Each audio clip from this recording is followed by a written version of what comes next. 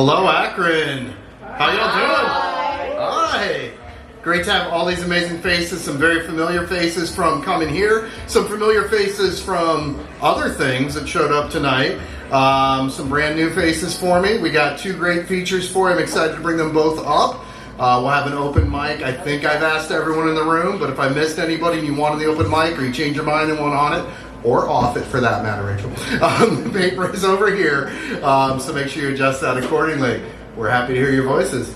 So the first of the two features tonight, I met through the event that Steve and Theresa did, but hadn't seen for a long time, and now has been a regular here, and has, I don't know, maybe a title for this set, which is really amazing. I'll let you share that because I don't take that away. But if you saw it on Facebook, I'm really excited for that. So yeah, I'm really thrilled to welcome to the mic, Robert Beveridge.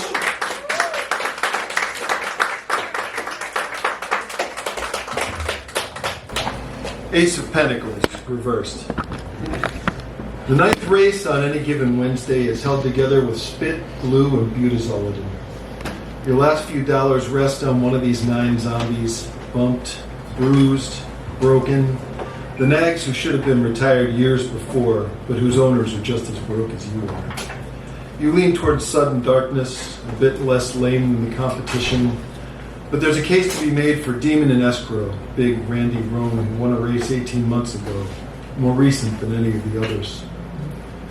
You down the last shot of bourbon you can afford this month. Head for the windows.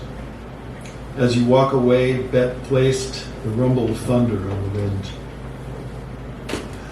Now, those of you who have known me for a while, going back, actually before I moved to Akron, you've heard me rattle on and read from the tarot project that I've been working on, that I started in, as far as I can tell, February of 2018. I finally finished the goddamn thing on April 25th. August 25th. 156 poems. Wow. Hey, all right. And to celebrate, you're getting 12. Now, I have also referred to myself many times, especially on this stage, as a walking trigger warning. I have 12 poems tonight, one of which is a cover, and I've still managed to come up with 14 trigger warnings. And I decided instead of chronologically, we will go alphabetically. So tonight we will be discussing, usually in relation to my really terrible decisions, ageism, AIDS/HIV, alcohol, bookstore culture, cannibalism implied, cutting, death, non-drug related, drinking, drugs/overdose, emesis, gambling, objectification of the human form, no matter what gender it takes, prostitution, and sex, playing for both teams and sometimes even playing completely different games. So, and also, I'm going to give you the interpretation of each of the cards as it comes up. For example, Ace of Pentacles Reversed, I took hesitancy about an opportunity. Expanding strategy, making plans. 3 of Wands. There's always got to be one piece of fiction. The final tins of baked beans and okra ran out 2 days ago. Time to venture into town. Move by day, silent or as close as damn it, and there's little to worry about. The markets close by are bare to the shelves. The south side is still only about half empty. Our world that of preserved vegetables in the gun. The streets, acne-scarred, still scattered with debris, inhabited only by those whose taste runs less to apricots, more to flesh. They are more than we. They are faster, less sensitive to sell-by dates that will never arrive. We would never say it, but I know every man jack of us has thought about it. You can't blame a person who remembers the taste of a perfectly prepared sirloin when they stare at your ass with that faraway look in their eyes. But now we suit up, check our weapons, gather the blue plastic bags. Shopping isn't any better than it used to be.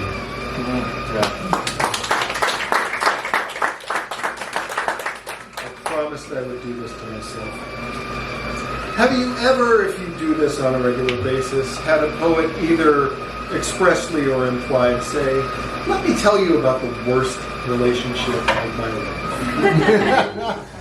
Personal transition, Six of Swords reversed. There's an epigram from this from Enrico Pea's poem Moscardino. He could not say her name, for her name was made up of letters no longer in the alphabet. 1. Personal ad. SWM 22, in search of poet, leggy, age unimportant, blonde and intelligent, spelling count. You'll turn heads on the street. We'll be a handsome couple. We'll write each other poems, such poems as the world has never seen, lines that alternate between my passion and your restraint. You'll know the difference between meaningless sex and true subsumption in one another, are eager to spend all night in exploration and spelling counts. 2. Manual. How you jumped when your fingers grazed mine against the stick shift, perfect shock of accidental stroke. And how we ended that first date, both wanting that kiss goodbye. But neither of us realized it until we talked on the phone that night. And how I came and got it the next day in your dorm room and stayed 3 days and we never left bed. 3. Nomenclature. Your name was abbreviated at Ellis Island, but still contains every sound in the universe. From the honey of that first syllable to the blaze of the last, with ancient civilizations strung between like paper lanterns. From cuneiform to braille, you are with me. 4. The woods at dusk. The playground too close to the road, so back into the trees, and seconds after you passed the first trunk, you were naked. Waited for me to follow, but then ran off. Played that game again and again until your foot slipped on a patch of wet leaves, and you fell back into my arms and kissed me as I slipped this garnet on your finger. 5. Small waist. We were born on Valentine's Day and got cancer on July 4th. It makes perfect sense. To turn a house into a hive, you add another bee. No one said it would make you slough your fur, harden your shell, smooth your barb to sting again and again. Until Easter, when the peaches blossom and the juice becomes more exciting again. 6. Cow's eye.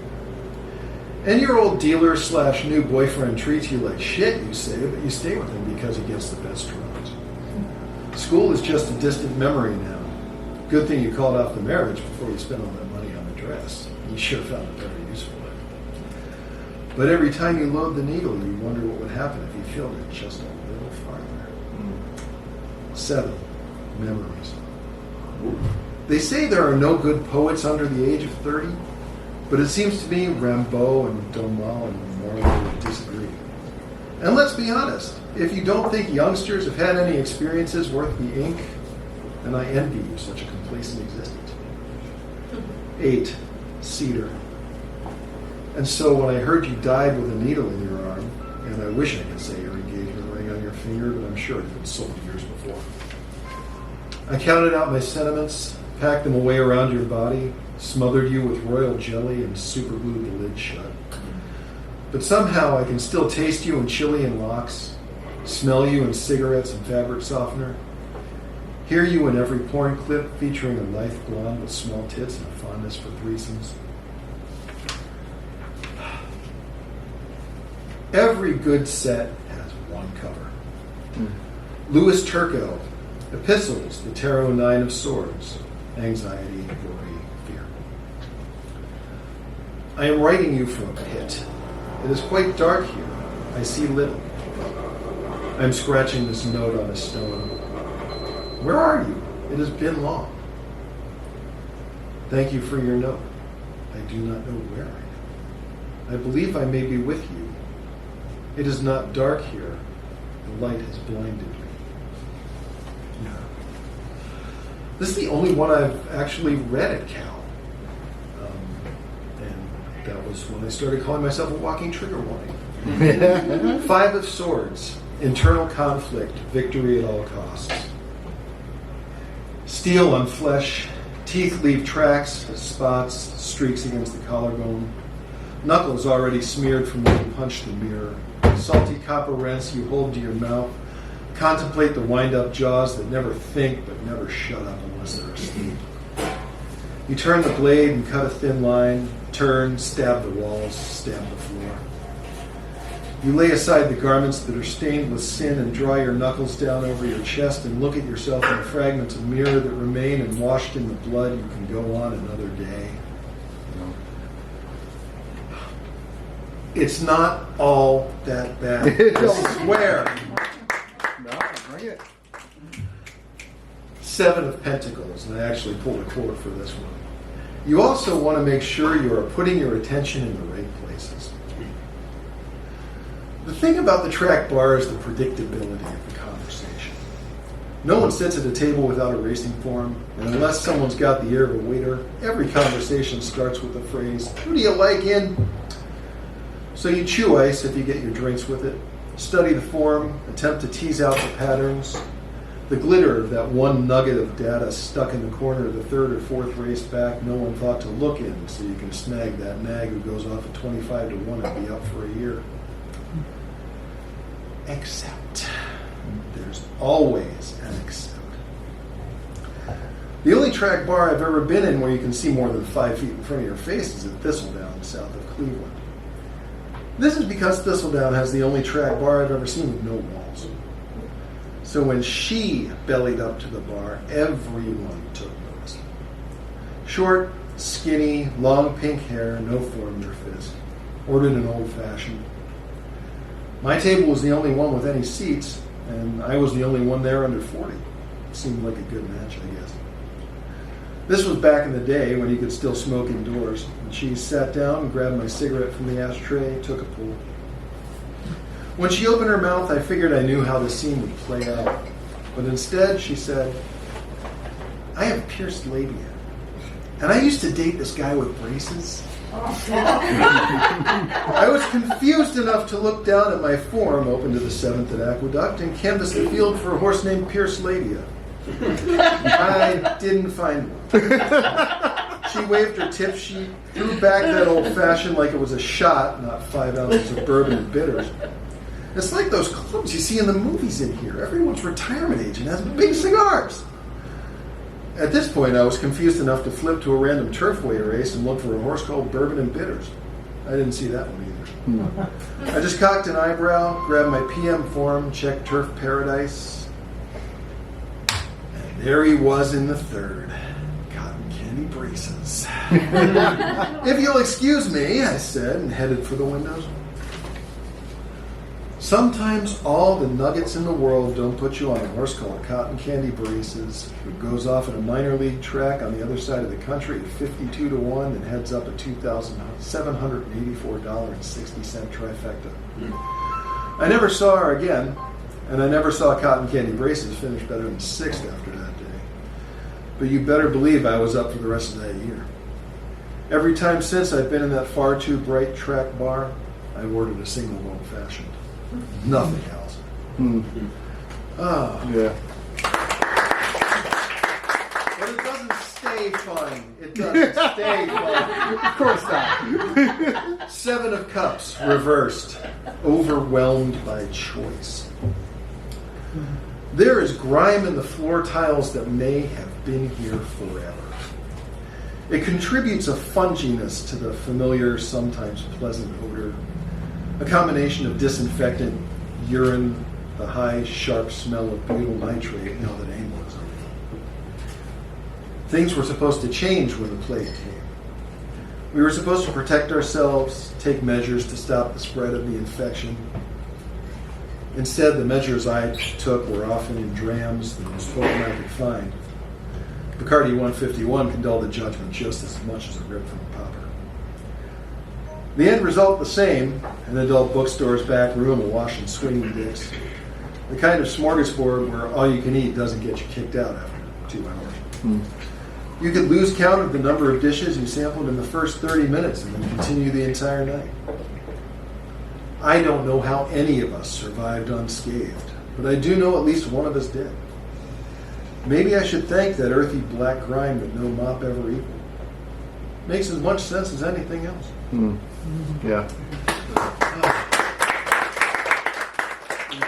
The final piece of set 1, and I don't know if I actually did manage to keep that under 15. You're good.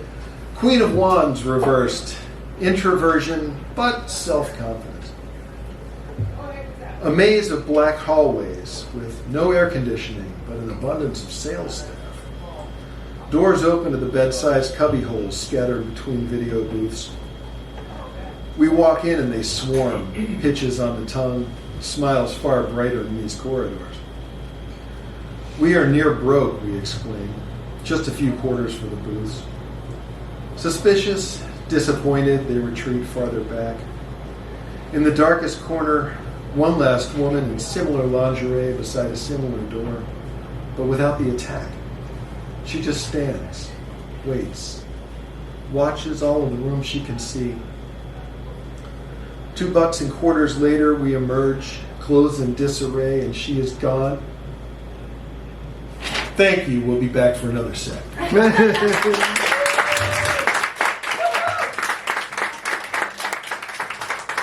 I am excited for set 2. Give it up for Robert Beveridge.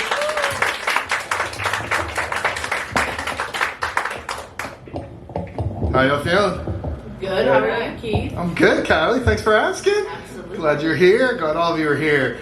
So we have not just one great feature tonight, we have 2. I met our second feature in this very room.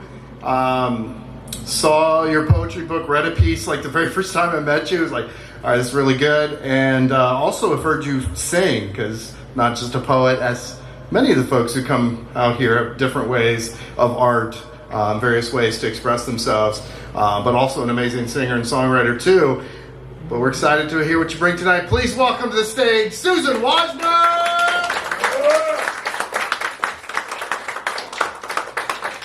All right, hi everyone.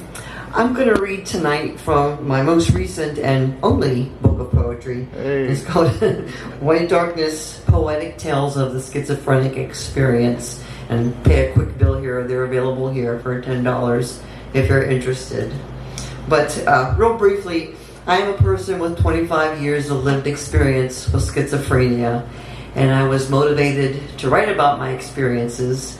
Unlike many people who have psychosis, they don't either always remember their episodes or they can't articulate them.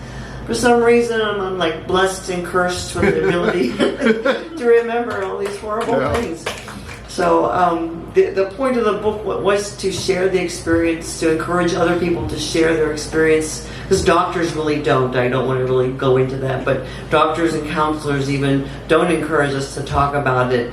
And I think that's a part of the healing process. You don't want to live there, but you do need to talk about it. So, I dedicated the book to my son Skylar, who's not here, but he's my biggest supporter. And he's a huge fan of Metallica, and he kind of got me into the Metallica family, if you know what I'm talking about. And so my opening quote in the book is, "Please, please forgive yourself," by James Hetfield of Metallica. So the preface is called Marauders. Silently slipping through bars in the window, drifting in a row, miniature shadow people crept round the walls like the old woman in the yellow wallpaper. They were marauders, bringing me a melting sorrow. I could not rise from my bed. They finished creeping, sat round the hearth, eyeing me through the gloom, stole up the chimney while I wept. I threw a dime into the fireplace to pay off the witches. And the introduction is called Family Affair. My family's voices are in my head, mocking every thought, every action. Their voices as real to me as the sun in the sky, the grass on the ground. My family doesn't know what's wrong with me. They don't know about mental illness, spiritual emergencies, or the spirit possessions the West Africans call the white darkness. Neither do I. They know I'm acting crazy, hostile, avoiding them, but they don't know why. I don't tell them because I think they know what they're doing to me. I feel hated, used and confused, outraged to be persecuted. They are hurt, angry, at wit's end. They think I am on drugs. We all feel betrayed. No one can break down the walls. Everyone lets go, and into the fire I run.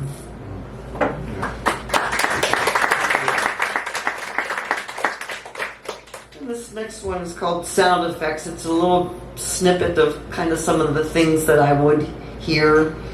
Some of this is very surreal, and just to know that for a long time in my life, the surreal was the real. So it's called Sound Effects. The voices enter and exit at will.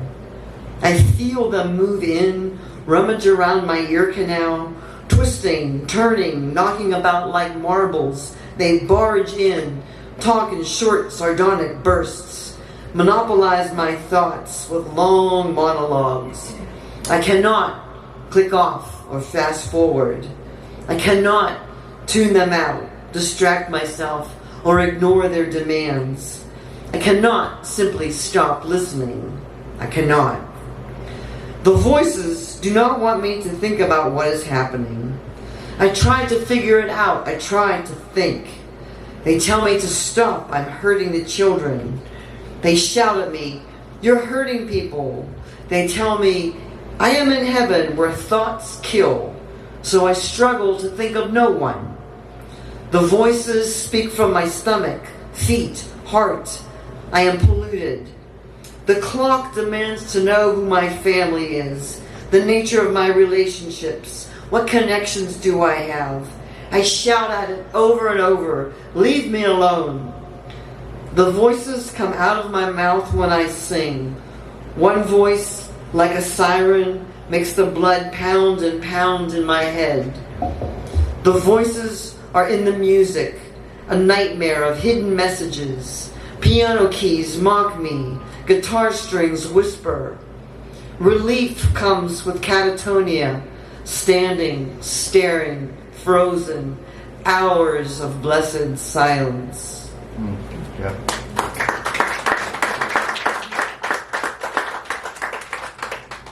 And this is called Out of the Woodwork. I could see them when I pressed my eye to the knots of the pine paneling. Pointed heads, long necks, bird-like delicacy, part human, part creature. They stared back, little families in little rooms in the pine. If I stared too long, they would slam the door in my face.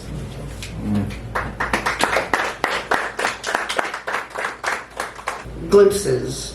Black golem in the corner eyes me with gold nugget eyes. Irish folk song on invisible flute lilts through the empty house. Praying mantis 4 stories high climbs the building while I interview for a job.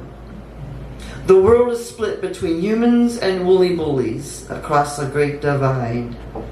My mother is the floor lamp that I cry to while the room is melting and the shadows come to call. The green man shows himself, an elemental in the leaves. Every painting, a living world. Images shrug off their chains, drift out of their frames, suspended in air. The last rites are read to me on the radio in Latin. My body convulses, raped in the chair, but nobody's there. The military inserts insects into my brain. They are crawling through my ears. A woman wrapped in a pink blanket says, "Don't worry," as the 4 horsemen charge through the night.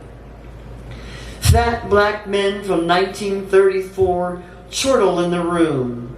Cast iron skillets form on the shelf. An angel above some, a devil over others.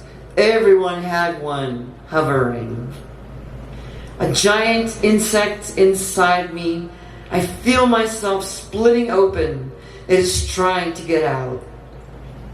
The sunlight reveals dog-like, godlike giants of splendor. 10 black youth, clad in long white tees, descend from the clouds, evaporate on the ground. The green witch followed me. I walked in a circle.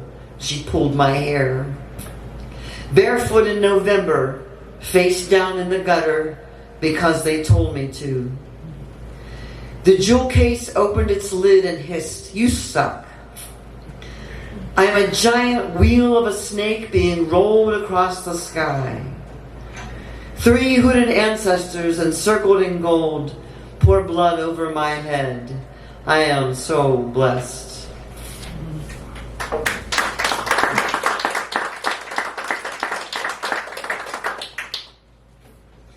Someone to watch over me. The devil appears in the palm of my hand.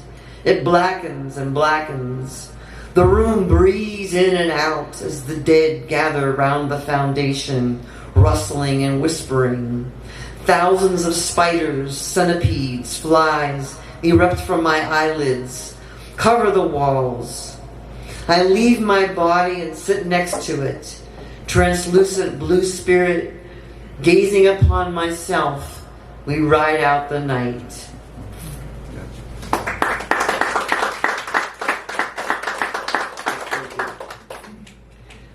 Little Caesar.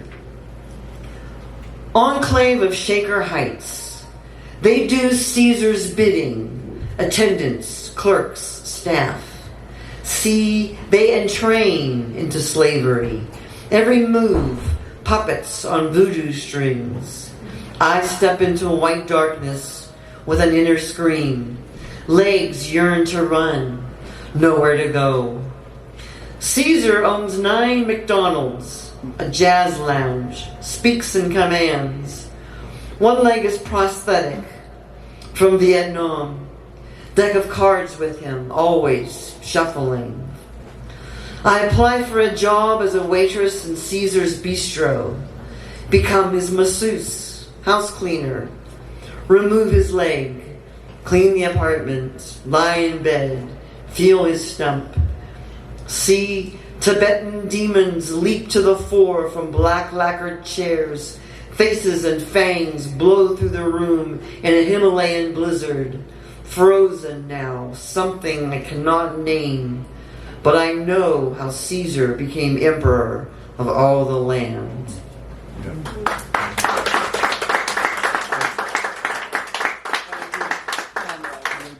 One more? Okay.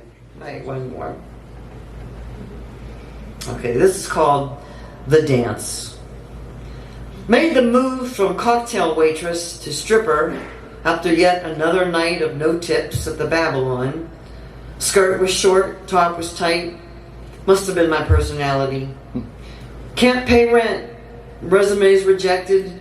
Interviews going nowhere. Filed for bankruptcy. Ads promise $1,000 a week. I am adrift in loneliness, and I wonder if I can. So I practice in my second-story efficiency in the treetops. Strip to my underwear. Put on Stevie Wonder, Superstition.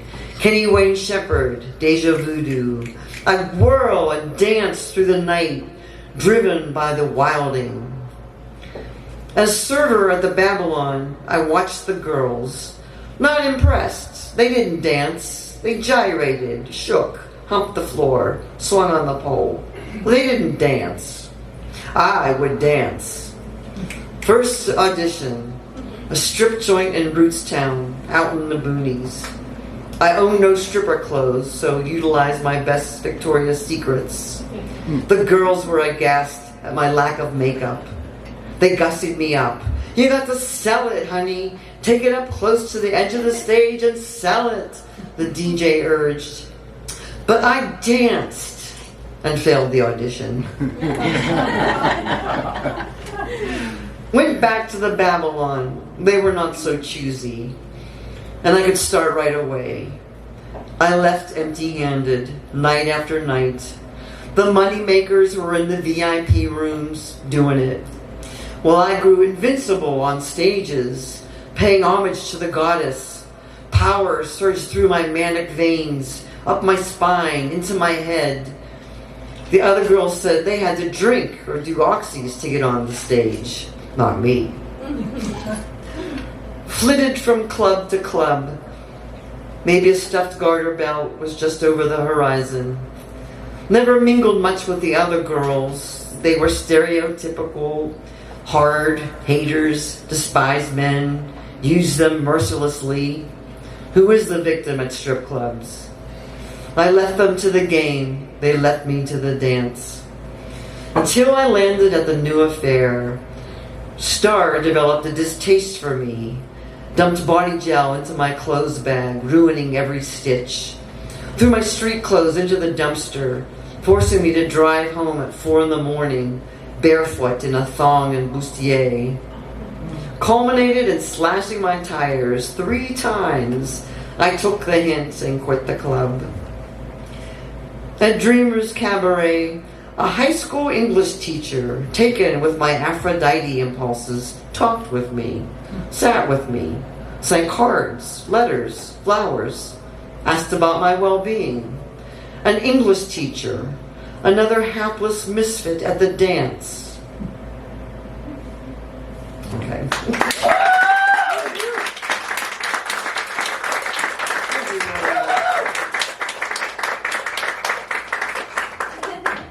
Let's give it up one more time for Susan Wojnar.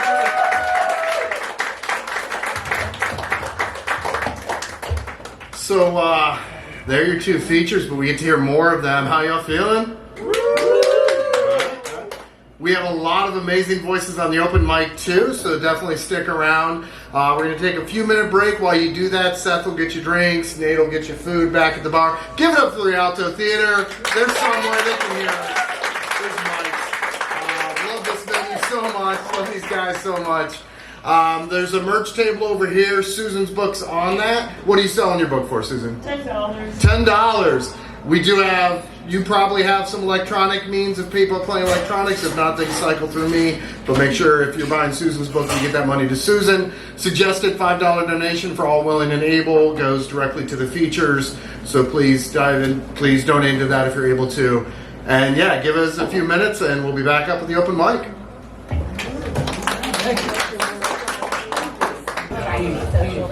Yeah. Hey! We got an open mic to get started here, y'all. So I want to tell you first about this book too. Susan's got her book over here. Theresa put together this anthology, 40 over 40. And there are 1, 2, 3, 4, 5 poets in the room who are published in this anthology. Yeah, shout out to all of y'all. And on top of that, to get this book, you make a donation to the food bank. Yeah. I mean, you get to support the food bank and walk out with the book. Is it $10 or more? I believe it. $10 or more. So $10 Susan's book, $10 for this.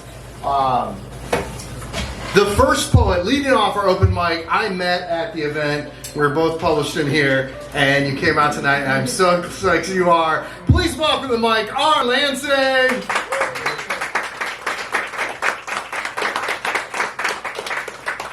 Hi, everybody. Hi. It is nice to meet new faces. It is nice to see a couple of familiar ones. Keith so kindly invited me to come out and join everybody tonight. I did not even know about this event, so I am elated to even just be here and hear what everybody has to bring to the stage tonight. I have 2 for you. One is very short. One is a little bit longer. If you were at the 40 over 40, I have parent issues.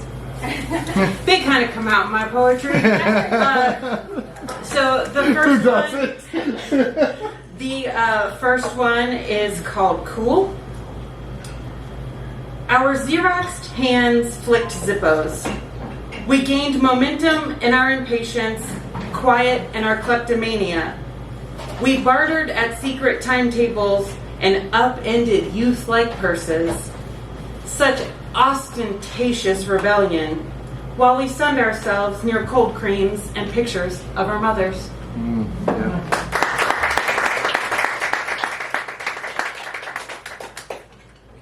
one I have for you is called Red Boots. I remember Red Boots before they were church-going. Made of stingray, they carried him to local honky-tonks where he was king. Red Boots tapped, sweat dampened his Stetson, crown heavy, feet unsteady, fingers gliding on strings, little me mesmerized by his blurry-eyed magic. For a girl in love with her daddy, there's magic to her father. Little me watched him going out with the guys, fixing his bola tie strings. Mom would pace, hoping Red Boots carried her husband home, while all I wanted was my own Stetson. Little me played pretend as distance grew between queen and king. I stumbled in Red Boots, feet unfit for the shoes of the king. Little me watched in wonder at the country western magic of bola ties, Red Boots, and his Stetson. Mom wondered where those boots were going. Little me was delighted when Red Boots carried him back home, snuck down halls and followed the sound of bass strings. Red Boots took him like Dorothy. He wished for not home and strung us along. The palace fell. The witch, once queen, crushed by the king. Red Boots clacked like teeth in my dreams, carried older me into a world robbed of magic. Technicolor faded, and I no longer knew where I was going. Hated those boots for taking my king in the Stetson. The witch queen grabbed the rattler tail on the Stetson, the source of venom that poisoned her heartstrings. Stripped of title, I fell, going downhill. Stumbled into Red Boots, picked up the crown, bitter, sliding down like an elixir of magic. Older me played pretend, and a fool's cap I carried. Make-believe is easy when you're well-oiled. Think being carried by other jesters makes you worthy of a Stetson. Red Boots are by design. They slide on like magic once you realize the footsteps you're in and who pulls the strings. We're all subjects and fools in a world sans wizard, sans king. Click heels again and again. Close your eyes now. We're going. Up the stairs, he carried his bass and replaced the strings. I was young when he wore Stetsons and played the king. He strummed magic, and those notes, they just kept going. Yeah.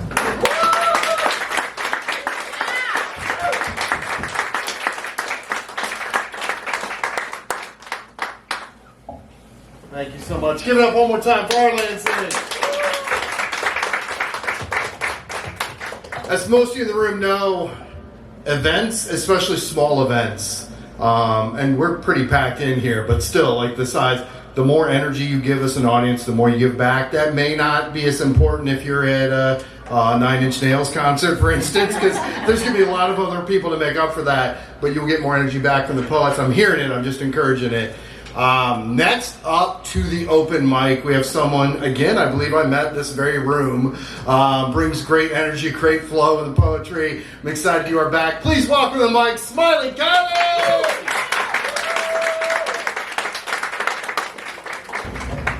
Hey! Almost perfect. Hi everyone, how are we doing? Hey, good! Good. It's nice to see a room full of beautiful faces, and I have to say, anytime there's a microphone in my face and it is September, I have to say this. It is National Suicide Prevention and Awareness Month, and if there is somebody in your life that you know struggles with mental illness, please check on them. If you yourself struggle with mental illness, please come forward and talk to somebody. It is never worth it. Please just stay here. I just stay here. Just stay here, okay? So I'm going to first read a poem for you guys called Apology. It's spelled like apology, like P-A-U-L-A, because that's my mother's name, and on the parent wavelength, here we come, so.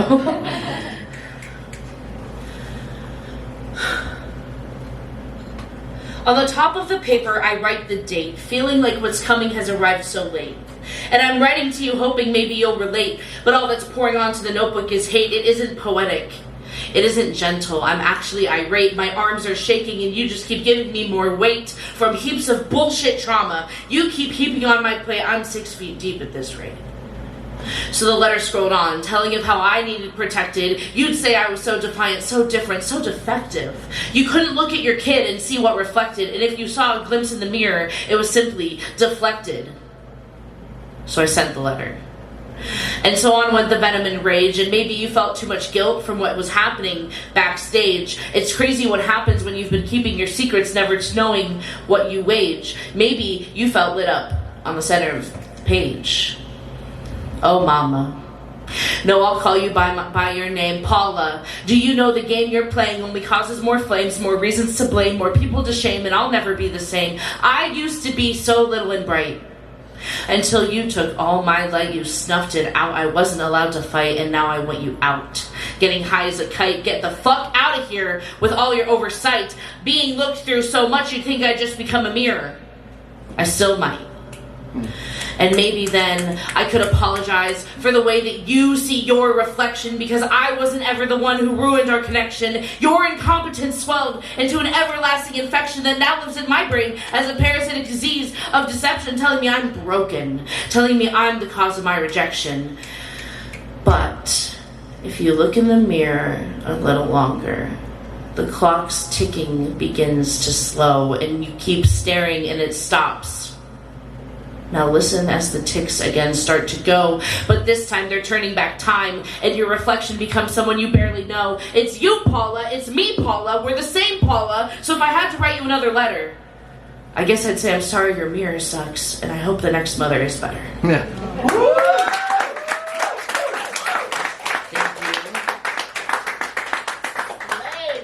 Thank you so much. Thank you. I haven't performed in a long time. This is making me feel great. You guys are awesome. Thank you so much. This is called New Challenge. I always start by feeling pink. Rose overflows, no room to think. You hit my phone, still wanna link. Next day you forgot your toothbrush next to the bathroom sink. And I knew I should have ran it past my shrink. But you were so alluring, arms covered in ink, with the bitterness of a twice daily antibiotic sticking to my tongue. I begged memory shutting down my brain, bear stop these shitty reruns, playing of terrible things that were done. I'm exhausted through the montage, because not all men, but every woman, every single one under the sun, you played me like a game. It just gets more sickening. Life slips away and time is quickening. Eyes coated in glaze, muscles stiffening. Is it just me or is the air in this room thickening? There's no oxygen. Cut off my skin. Not this again. I'm not a sin. I'm lost within. The thoughts keep seeping in. Isopropyl isolating in my nostrils. Alcohol, starchy yawns. Never felt so hostile. Protocol wrapping around my body tighter than I ever thought possible. After all, my skin doesn't zip off. It's not washable. Where's the propofol? Bark that we should know better. Mother taught us so, or question my decision to come forward. Ask if I said no. Tell me I deserved it. I'm just a hoe. Ask why I didn't fight back and watch the trauma grow. It's so awful. It's not lawful for me to have to be so watchful for what I built up so thoughtful to suddenly catch fire, topple. I spent years healing from this demon, and now it's back. My veins losing blood flow, shriveling into black. Don't let them take my heart. I beg to never say that part. When did life become so stark? If there's no light, then where's the dark? It's everywhere. Dissociate and stare, too much to bear, just too much to care. I don't dare ever go back there, because life has never been fair. Mother taught us so. Taught me it's better to never know how low you could go. You cash in your monopoly straight down the row, call down the list on your phone. I thought I was past this. I thought I had grown, but the bitterness still sticks to my tongue, and I'm surely not the only one under the sun. Yeah. Thank you. Thank you so much. See what I'm talking about? Give it up for Smiley Kylie! And I didn't mention this at the beginning, but y'all are good. You know what you're doing. Keep it to 2 poems or less on the open mic. I think everybody's familiar with that. But next up to the mic, we have the person who organized and put this book together and edited this book. Please welcome to the mic, Theresa Göttl Brightman!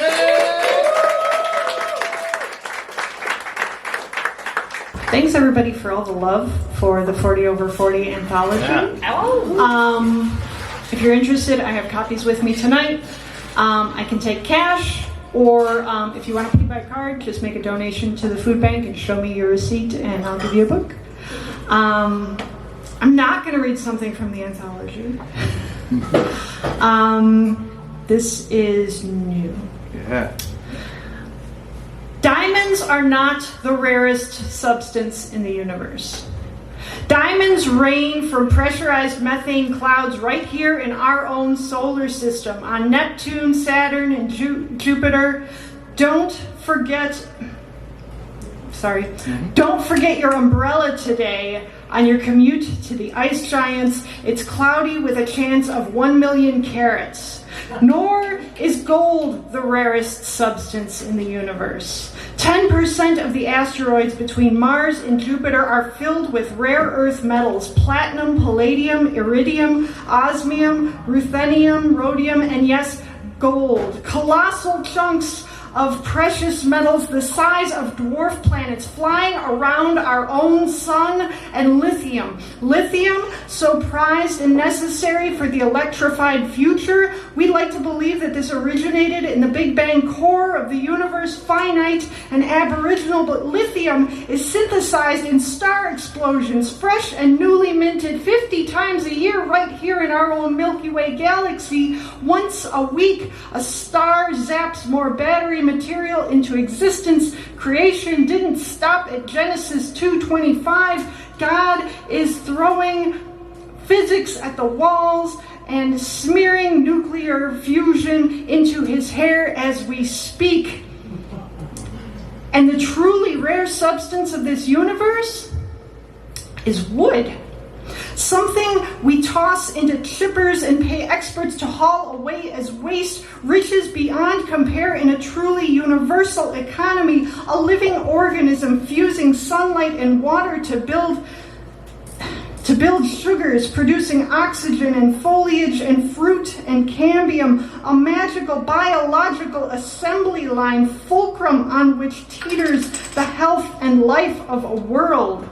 And we dare to cut them, sever a connection from earth to heaven, to build houses or strip malls, or to clear space for corn or cattle, nibbling away at the already dwindling wilds, rarefying this already scarce scarcity.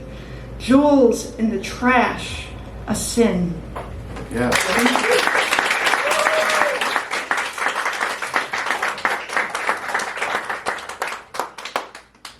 And that, my friends, is Theresa Göttl Brightman. Give it up one more time. Next up, we have another of the very first features ever for this event. Please clap to the stage, Steve Brightman. After all the time that Theresa and I have been together, you'd think I would understand not to follow her. When I featured them together, that was explicit instructions. I cannot put Theresa first. Canada is just geography from where I'm sitting. Mexico is just geography from where I'm sitting. Acting locally may not be enough. Spotlights are bright, but spotlights are not the chemical detergent we need. This fog we are walking around in is what they want. This fog is brutal periphery. This fog is monkey teeth laughing at you. This fog is the unannounced angle of hard ground below. This fog is misdirection. This fog is emergency siren on the first Wednesday of the month. This fog is rainforest canopy blocking the face of God. Another day, another holding pattern, until there are no more days and every pause becomes a boundary. The United States have fucked them because I'm winning, separated by a river or three, a vast flatland, and a tangle of willful ignorance disguised as mountain range. Tonight, just like every other night, in this, the year 2025, we are witness to the worst magic trick. Blood and bones, disguised as dog and pony show. Yeah.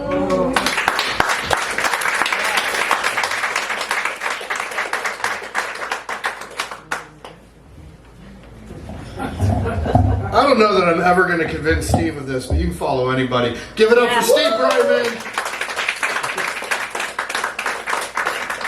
Next up to the mic, we have another regular here at this event. Please welcome Sylvia Clarke. Right around there. Thank you. Hello, everyone. My name is Sylvia Clarke. I brought some art today if you would like to peruse. I got some social medias, etc. This one is called If I Were Me, How Do I Start? I usually explain it like this.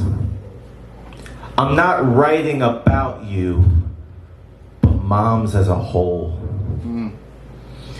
You have nothing to worry about so long as you're not the same. Because we were once one in the same body.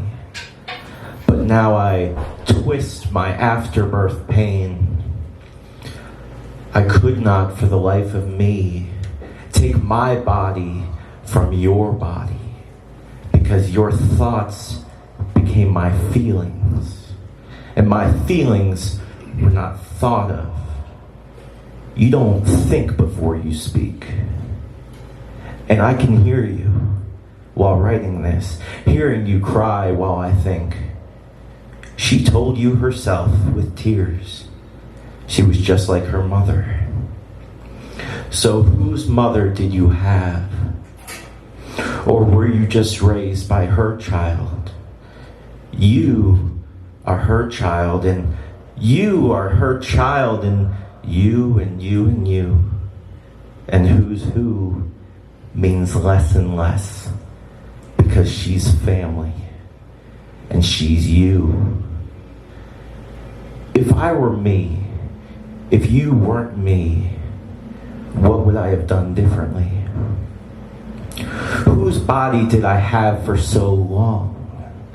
When I felt their emotions supersede every alarm. Who made my choices?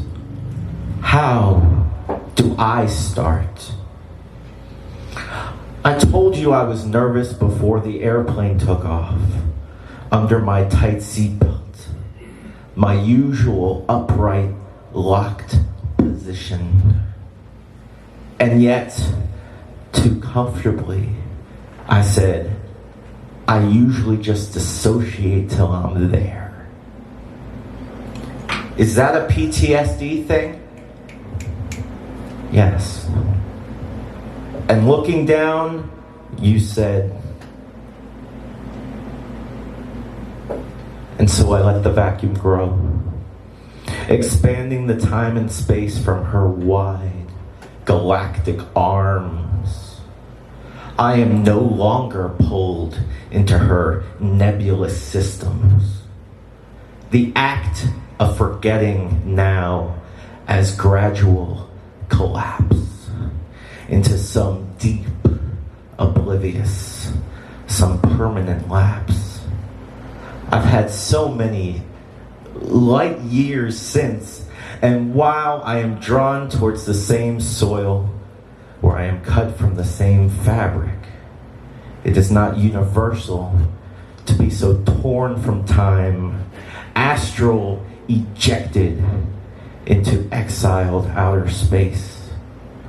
I am more than a floating body.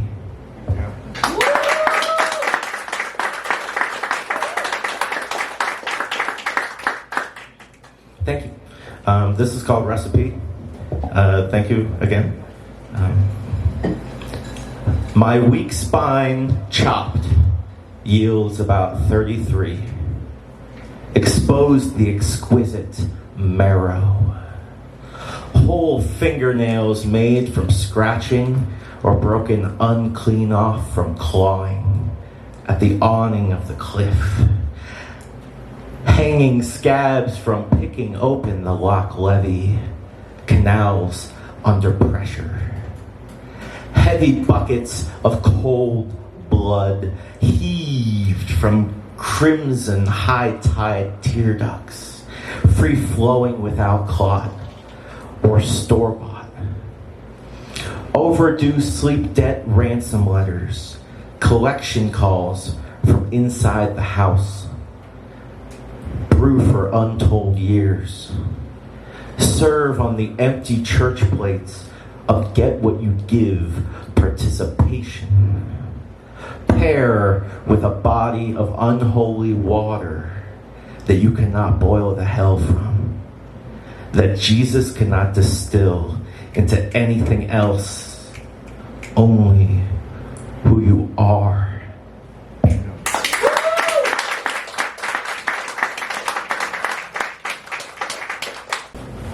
Great work. Thanks so much, Sylvia. Get over to Sylvia Clarke. Next poet to the mic. First time at this event, but we go back a ways with doing some poetry together. Participated in many of the video collections I know some of you have seen, and I filmed some of those as well. So yeah, I'm glad you're here. Please welcome to the mic, Raechel Winters. Hi everyone. Hi. Nothing about today was planned, so let's see if We like it that one way. or two of the poems I found are complete poems. Hey.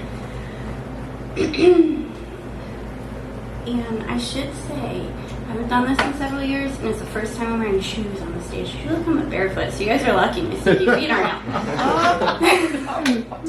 Okay. When I die, I hope when we die, we take the memories with us, filled with love and laughter and joy.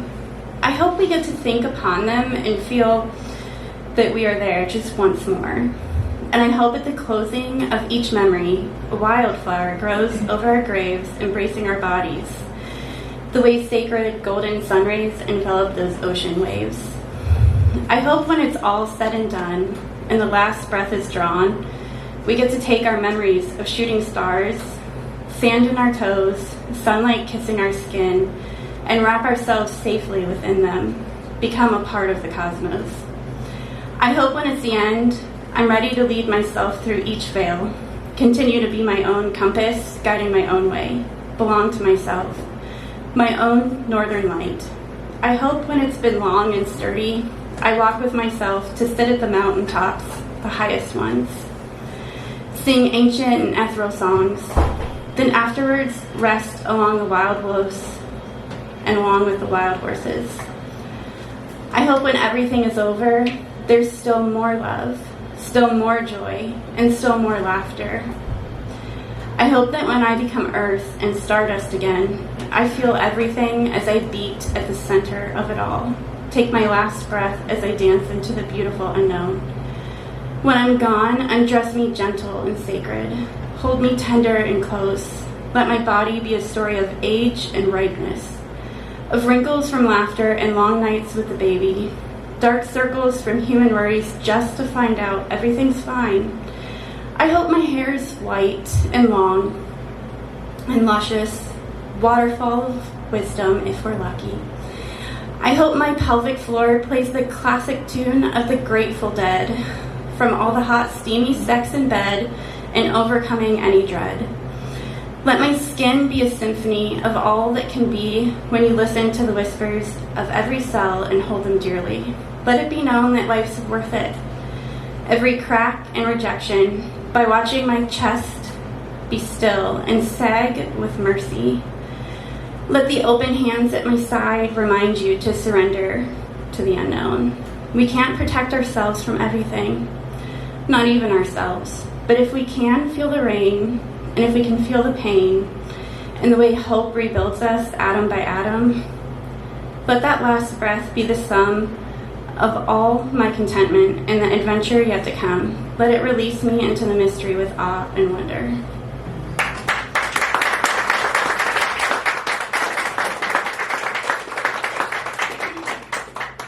Thank you. I am shaking. Okay, let's see if this one's something too. Thank you for listening. I was standing out on the ledge, watching the canyon below, traffic lights out in the valley, the sirens low. He was screaming, "Mary, Mary, did you know?" Seething and hissing, sparks of lava through the gaps in my teeth. Yes, Mary fucking knew. I didn't want to jump. Death only sounded peaceful. Life can be so weary. Napping when the children nap never works.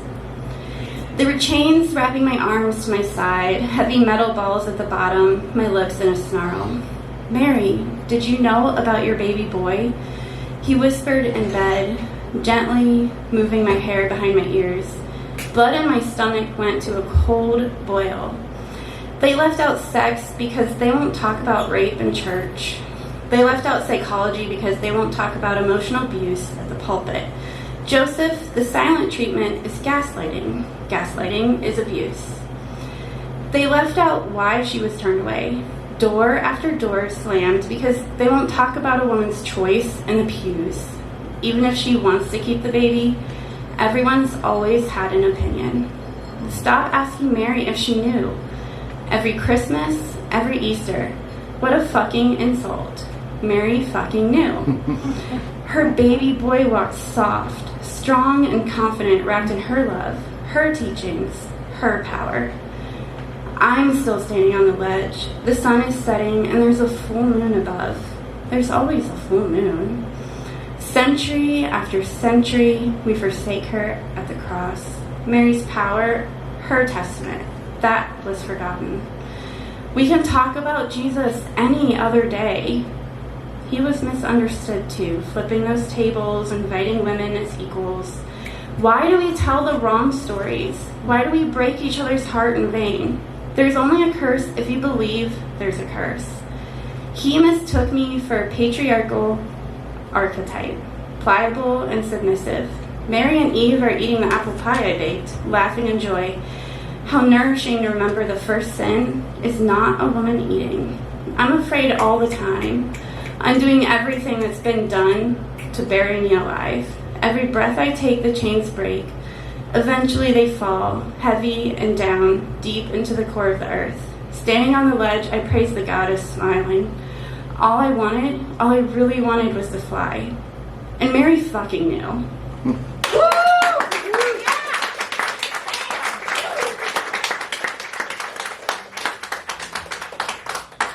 So glad you came out. Give it one more time for Raechel Winters. All right. Next up to the open mic, this person came 2 years ago, had written from the time you were very, very young, but had not performed, and jumped on the open mic. Lives near Susan over in Youngstown area, but comes out here. Antoine. Okay, yeah, look at that. So Youngstown in the house tonight. Love it. But I love the energy you bring off and on the stage, as all of you I think have already experienced. Please welcome to the mic, Gigi Engelhardt.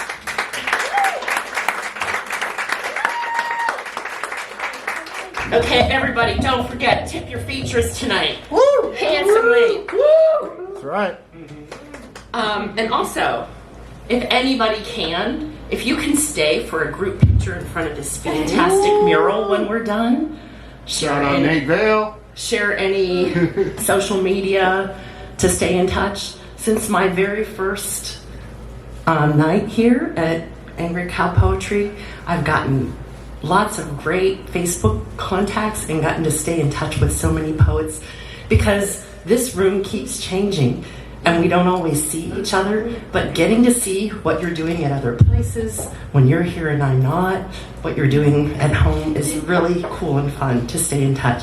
So if you can, after, I told Seth I've been a social media whore lately. What can I say? I'd love to get a group picture. Okay. So let's see. My first poem is called This Room, referring to the Rialto. Take a breath, everybody. Just look around you for a minute. Just feel the incredible energy of this room. This room, it has such good vibes, doesn't it? Every time I've driven into this neighborhood, I feel an excitement building inside of me. Every time I've entered these doors, I've left this room ecstatic. I feel a Nelly rap beat in my step when I park the car in Kenmore. I feel Eve and Gangsta Livin'. I feel Slow Motion and Juvenile and Right There by Changi. I feel a Rialto swag, swinging these belly dancing hips, a little shimmy in these shoulders. This room makes me feel vibrant and alive. To me, the Rialto is like Cheers of Ohio instead of Boston, where everybody knows your name and Seth, not Sam, woohoo, give it up for Seth, everybody, tends to everybody at the bar. The friendliness and warmth of the Cheers crew and the Rialto crew, they're aligned, except here people aren't getting stupid drunk and acting corny. The poetry crew, you are bringing your most brilliant, excellent, elegant thoughts to share with us. Weaving stories, words of encouragement, warmth, no judgment, acceptance. So cop a seat. It feels like you're in the coolest living room ever, listening and talking with the most fun and interesting people. In the home I grew up in, I've never wanted to sit at the table, sit in the living room. Here we go, back to parents again, y'all. In the family of origin that I grew up in, it didn't feel like a home. I may have well been from outer space for how unconnected I felt to my parents and my sibling most of the time. Every time I've stepped into this room, I have felt it was a room I wanted to come back to. These are people I want to come back to. Strangers who feel more like my tribe, my people, my family, than people that I lived with for 19 years. This place felt more like a home to me the minute I stepped inside for the first time than the place I grew up in. I want to take my shoes off. Raechel, kick my feet. What am I going to do in the winter? Kick my feet up. Feel more at home here than anywhere but home. There is a warmth and an undescribable coziness that can only be experienced here in this room. I love YouTube videos immensely, but they don't do this room justice in person. Keith bakes for us. He sends us home with sweet little something in our bellies, and the poems and camaraderie leave us with a little something sweet for our souls. This room, with its interesting history and architecture, with this beautiful mural and these beautiful voices, Rialto. It even sounds poetic. Venues do not get better than this. All the positive energy from all of the passionate spoken word and music performers are still collectively in these walls, reverberating and resonating in this space. It is palpable. It is one of my happiest places to be. This room, how lucky are we? Yeah.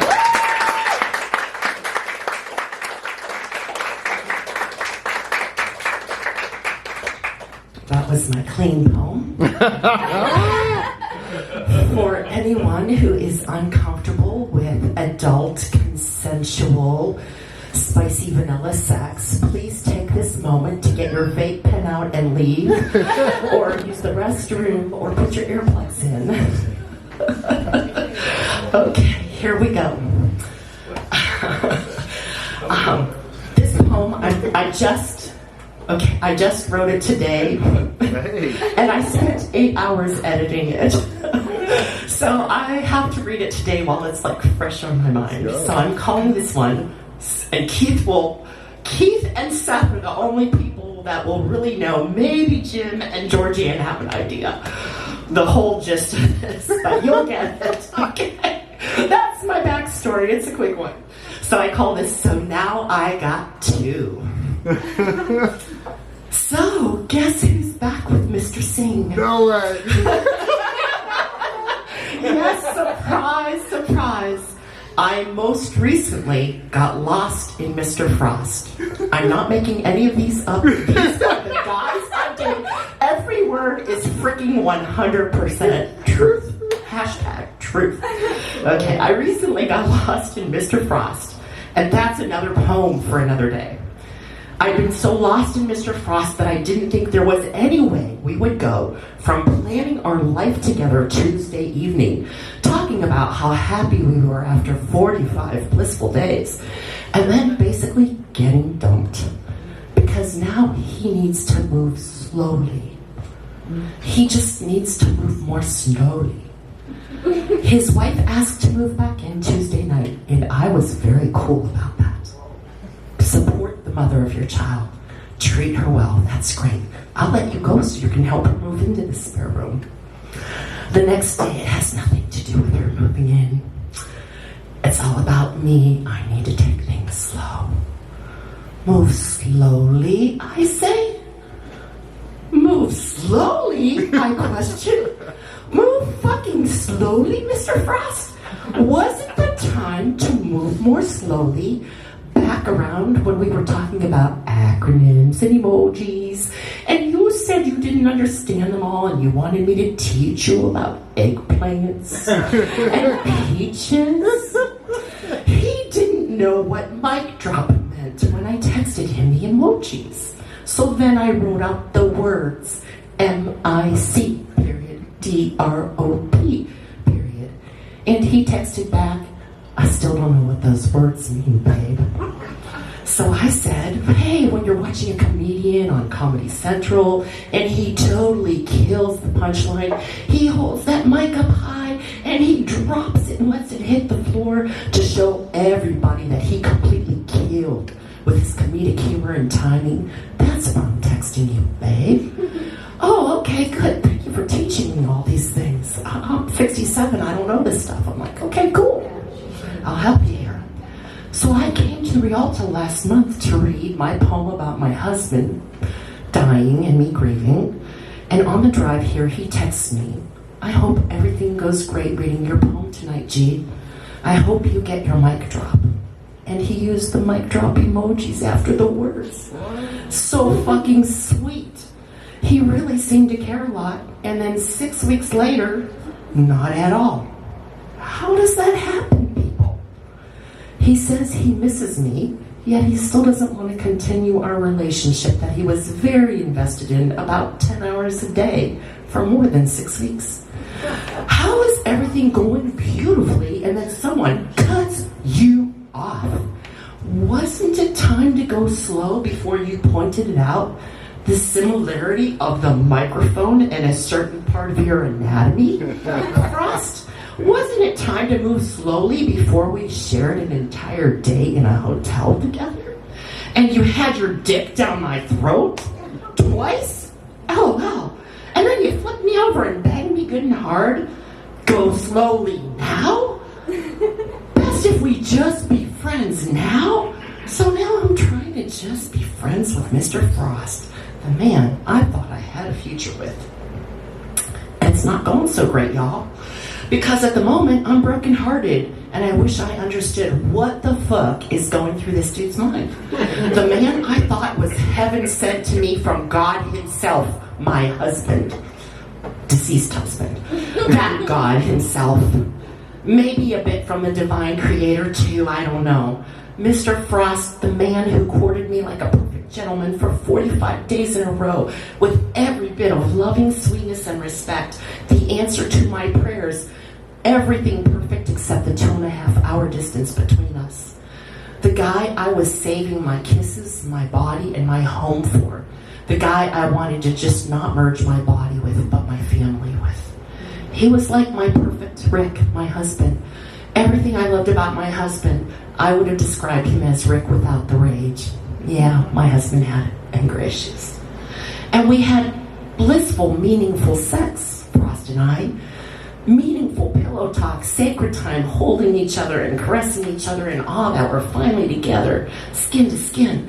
And then spent another month, 10 hours a day talking. I'd have never believed in less than a month later I'd get dumped. Insert my sobbing tear face here, y'all. At the end of our first date, when we kissed each other goodnight, and he was about to hop in his truck, we both drove 65 miles to meet each other. I yelled, wait, come back, babe. And he did. I said, I brought a little something for you, a little parting gift to thank you. And he said, you don't have to do anything for me. Why would you do that? I said, because you made us all the reservations for lunch in the hotel, and you took care of everything, and it was so sweet and elegant. I just wanted to show you appreciation for that. And he gave me another hug and looked in the bag. I'd gone to the farmer's market and filled it up with eggplants and peaches. That was the best parting gag gift ever. I got an extra big hug for it and a grin that didn't go away till he was pulling away. We missed each other the next day and the next and the next. From the first day we started talking, it's like we never stopped. We'd pillow talk every night, get up first thing in the morning, talk again, until he did a 180 on me. I thought he was the most sincere person in the world. But were you just getting down my pants and that was it? A once and done conquest? Why did you keep courting me for 4 more weeks after betting me if you were just going to cut me loose as a friend? Or is it because your ex came home after 3 years of separation and you're not admitting you still have feelings for her? That's what I think. As a matter of fact, I think she saw how happy you've been for 6 weeks and she caught on to some kind of shift in your energy and she came back and moved in to put a stop to it. Because I think she doesn't want you, but she doesn't want anyone else to have you either. So now I'm trying to get over that, and it hurts terribly. But Mr. Frost, you gave me a gift. You encouraged me to keep my quadruple X-rated friendship with my hot, young Canadian lover, Mr. Singh. Do you remember, Keith? I do. My 2023 spring fling with Mr. Singh. Yes, that Mr. Singh. Hot, hot Mr. Singh. And Mr. Singh has continued to pursue me for 2 years when I batted him away because I didn't just want to be somebody's booty call online. And he never made time to come see me. But I actually contacted Mr. Singh after I started dating Frost to tell him no more dick pics, no more flirting in bad talk, no more wanting me and letting me know it. We can be friends. I just want to know how you're doing, your mama, your dad, your little girl. Do you still miss me? How's work going? And that's all from now on, okay, babe? I think I met a guy I have a future with. And that statement, my friends, initiated a whole new level of re-engineered and reignited passion in Mr. Singh.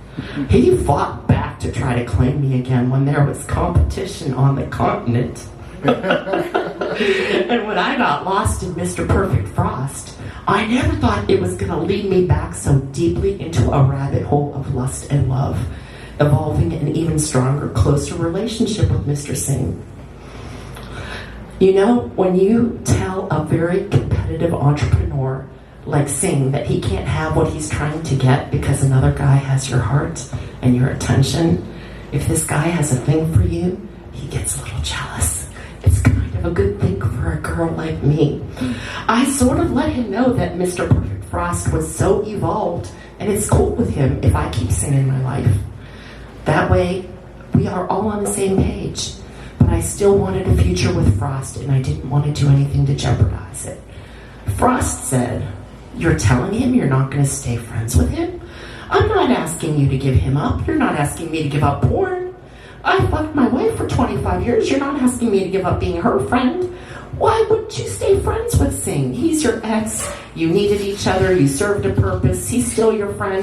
Who cares if you had online sex together and he talks sexy to you? What's wrong with that? You like writing sexy poems, right?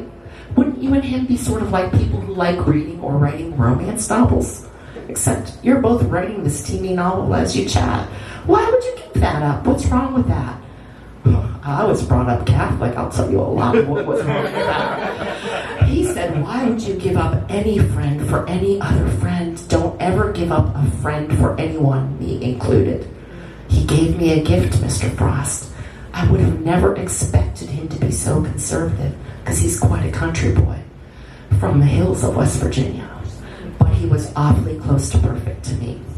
There's no way my husband, Mr. Rick Engelhardt, would have ever uttered those evolved woke words.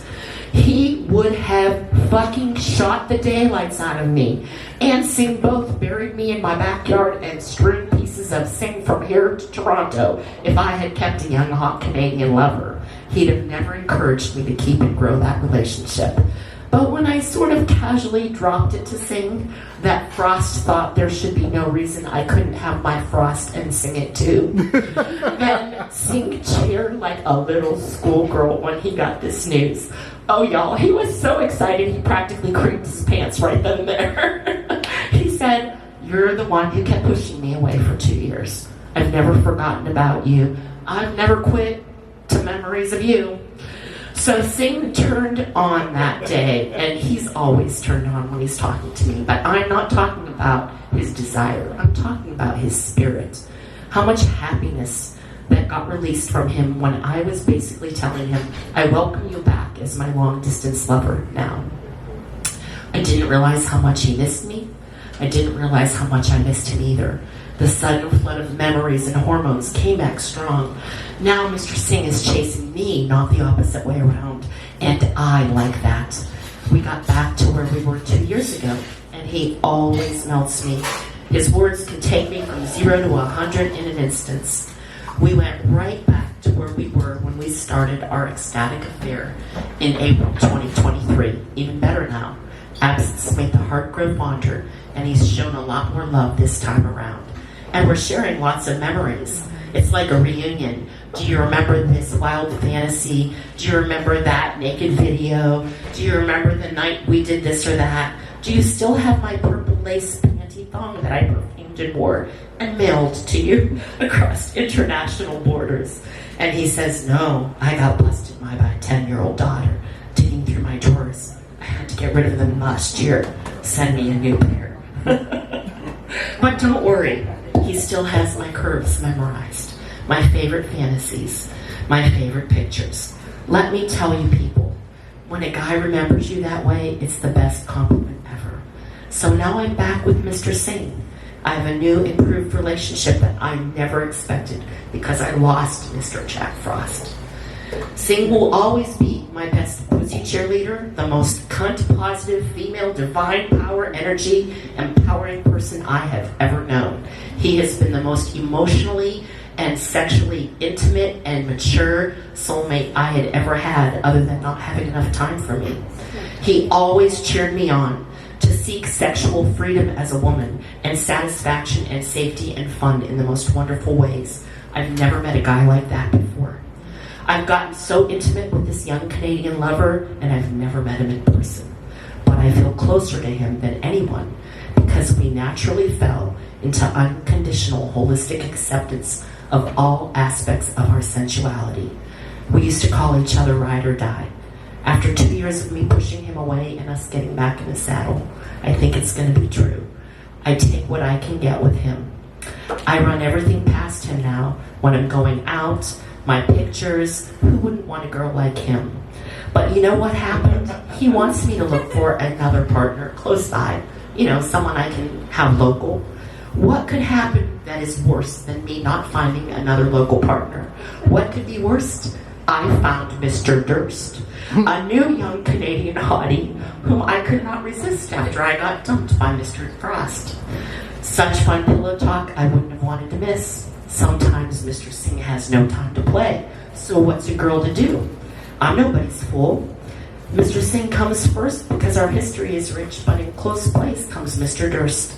I feel like I'm watching the Kentucky Derby.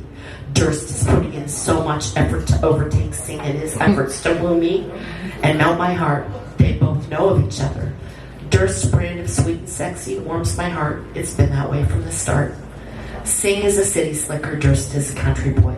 Sing is great as a fantasy. Durst can be a real life joy. New fresh slate, new first date.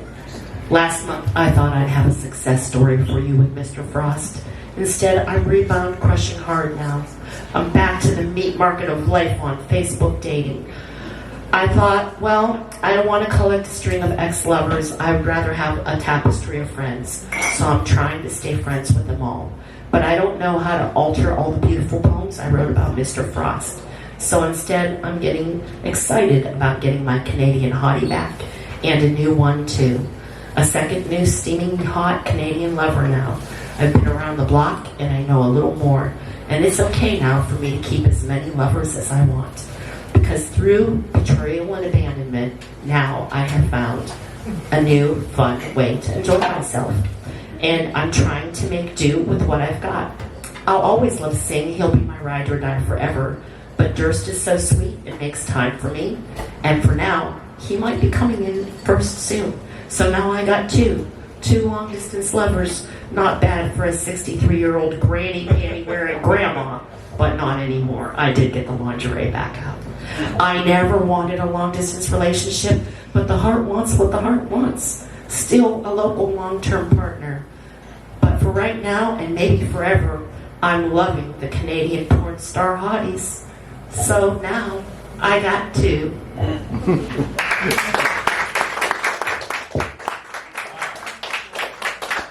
See, that's an open mic. You never know what you're going to get. Give it up for Gigi!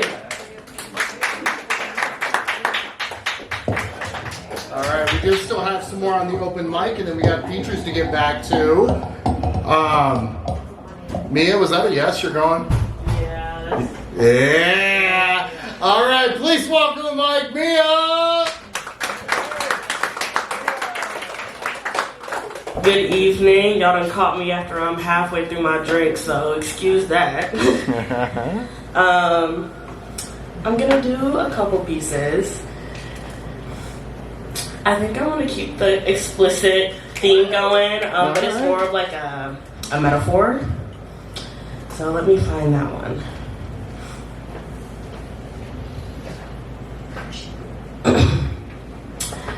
Trying to commit to a vow of abstinence is impossible when life fucks me every chance it gets.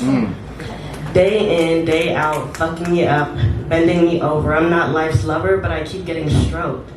Choked, deep throat, only because I have to be here. I used to be a freak. I used to love the thought of you leaving a red mark on my cheek. I meant a kiss or something a little more aggressive might send me into bliss, like getting folded.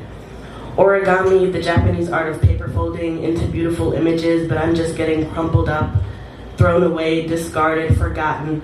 All day, every day, there's no way I got fucked this much and still came out brokenhearted, but life, you don't care about the people you fuck. You don't consider the amount of clovers I plucked, 4-leaf, 3-leaf, no leaf, hoping they bestow upon me some kind of luck. It's crazy. My life fucked, my mind fucked, amygdala penetrated with trauma, cerebral fluid, inseminated with toxicity, impregnated with the possibility that I may not make it out of this alive.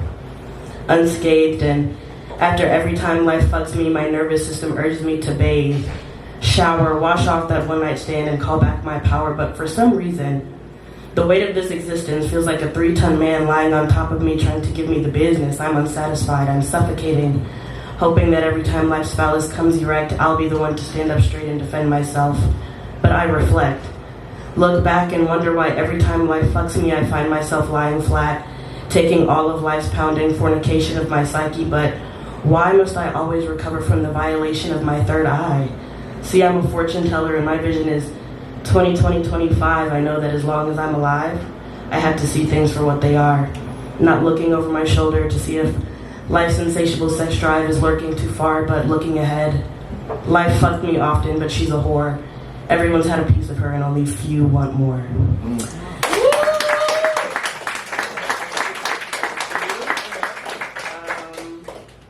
I'm gonna veer off the explicit trail now. I think I'm gonna do, I don't know. I'm gonna do this one. I opened 2 gifts this morning. They were my eyes. Burning from salt water, the ocean pours from my spirit every time a wave of life crashes into my submarine of subconsciousness dissension, into my depths as soon as the ascending of the sun brightens my room. Dries that salt water on the beaches of my cheekbones. The weather's changing, I'm still crying. It's raining and very draining. Sometimes, when I cry at the same time as the sky, it makes me feel less alone. Like the sky knew I was sad and was sad with me too. She cries for the same reasons I do, yearning for something to put the stars in her sky, her sun gone, her clouds, more than stratus clouds, cumulonimbus, they are thunderous and violent, they are trying to find safety from this storm, but I won't get very far. The storm brewing is self-destructive, but also self-induced, refusing to stare at my reflection, pondering over this flowing pond with my eyes closed, my two gifts that weren't tied with bows, my two gifts that constantly look for the pros and the cons, the good and the bad, the future and the past. But those sand dunes on my face, the waves are crashing so fast they cleanse me. Salty and stinging, I'm clean, my gifts showering me, and I'm understanding they love me pristine until tomorrow. Still, I wish there were some things I could borrow, like time that's already passed, or people that's already passed, or chapters between pages I no longer clasp because I miss them. The things that I seek are out of my grasp, but my eyes, these gifts, big and brown instruments of joy, or stained glass windows to my wrath, either way they glisten, either way they shine, either way they twinkle like the stars I cry to at night. Grateful I am for these gifts of mine.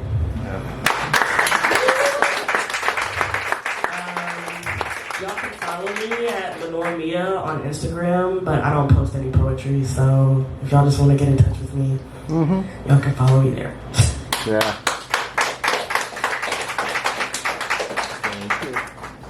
Let's give it up for Mia. All right, so Eddie Mace over here, we have shared space in at least 3 different venues, not counting tonight, and we've gone on the open mic. We've either gone Eddie, me, or me, Eddie. Like, we've back to back with the two of us. Do you want to keep the pattern going, or do you want to break it tonight? I feel like you might as well keep it going. Just keep rolling with it? You want to go first or second out of this? What are you feeling? Second. All right. All right, so next up, the open mic, me. Appreciate it. So this one, I researched, and you'll see research in a second what that means, but I researched this one a couple years ago. I went home, I started writing what I thought I was going to do, and I didn't have it, and I'm like, and I saved it, and I kind of forgot about it, and I found it recently, and dug it back out, and worked on it a little bit. So yeah, we're going to go with this one. Dear Hobby Lobby, how can you carry glitter in passion rose, silver peacock, petal pink, and sunrise shimmer and be homophobic? No way. How can you sell 96 colors of Crayola crayons all packed in the same box and still see people as only pink or blue? You have 551 different colors of embroidery floss. Yes, I counted. How could you be filled with so much color and sparkle and be so bland, so boring, so bigoted? How can you stock 770 shades of the same brand of acrylic paint and then be mad when the canvas reveals a beautiful rainbow? Thank you.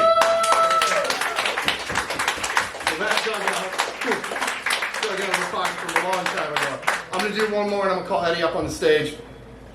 Another boring English lesson. Funny thing in English language. How fish as a noun can mean one of 32,000 species, while fish as a verb means to attempt to kill them. Life and death literally hanging between the parts of speech. Fish, noun, an underwater breather. Fish, verb, to take their breath. Interjection, damn. Fish, noun, an animal with scale-covered flesh. Fish, verb, to pierce their flesh. Simile, the contrast cutting like a fillet knife. Fish, noun, a living being. Fish, verb, to end their life. Prepositional phrase without a second thought. Fish, noun, an animal who feels pain. Fish, verb, to ignore their pain. With pronoun replacing the antecedent, we've hooked our compassion and drowned it in tartar sauce. Fish, noun, a vertebrate unable to scream. Fish, verb, to sit in the breeze and pretend killing is peaceful. Thank you. Appreciate that, y'all. Thank you. We have a few more in the open mic. I want to get those on. I want to give get back to our features. So as promised, please welcome to the stage Eddie Mace. I'm glad we get to keep the tradition going. Right? I was thinking about that when I came here. I'm like, dang, I'm happy to be here, but does this mean that we can't go on anymore? We can keep it going. This first poem is titled Tax Free. When my dad was a teenager, he had tongue cancer. The doctor said he got it from secondhand smoke, and it only took my granddad a second to put down smoking. Now, if you ask me, I don't believe that was the cause. You see, my dad was the rebel child. Ignorant in church, and he left the word besmirched. He smoked his own pack, snorted his own crack, and took ecstasy every day in the back. Back to the doctor's office every week, filling his pockets with coins to hit the weight count. All that money he turned around to invest in the end of his life. Chemotherapy turned to aromatherapy. I always hated the smell of cigarettes. My dad ripped his life through cancer harder than he ripped his bong back in the day. In his 20s, he met my mom and had his teeth pulled. It's probably how my mom felt trying to save their marriage. When I was growing up, he used to smoke in the blind spot between the kitchen windows when he'd take the dogs outside. I'd watch my dad leave his dentures in that plastic cup on the bathroom sink, the way his skin around his mouth fell over his gums, and he still smokes today. What an airhead. He turns 55 in another decade. 10 more years until he becomes an issue 55. Now, for every pack of cigarettes my dad smokes, my life as an artist looks a little more achievable, and I don't know how I like that reality. A pack of Camels to get over our economic hump. When people talk about killing themselves to reach our dreams, I never thought we'd take it literally. Now, for every roll of chemical health care my dad picks up, an extra roll of cash gets dropped off in someone else's pocket. But when the people like him die from their afflictions and laws finally illegalize addictions, who will fund creative expeditions?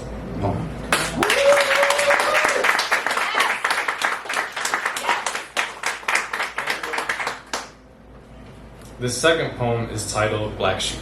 Oh, yeah. Sexual immorality runs in the family.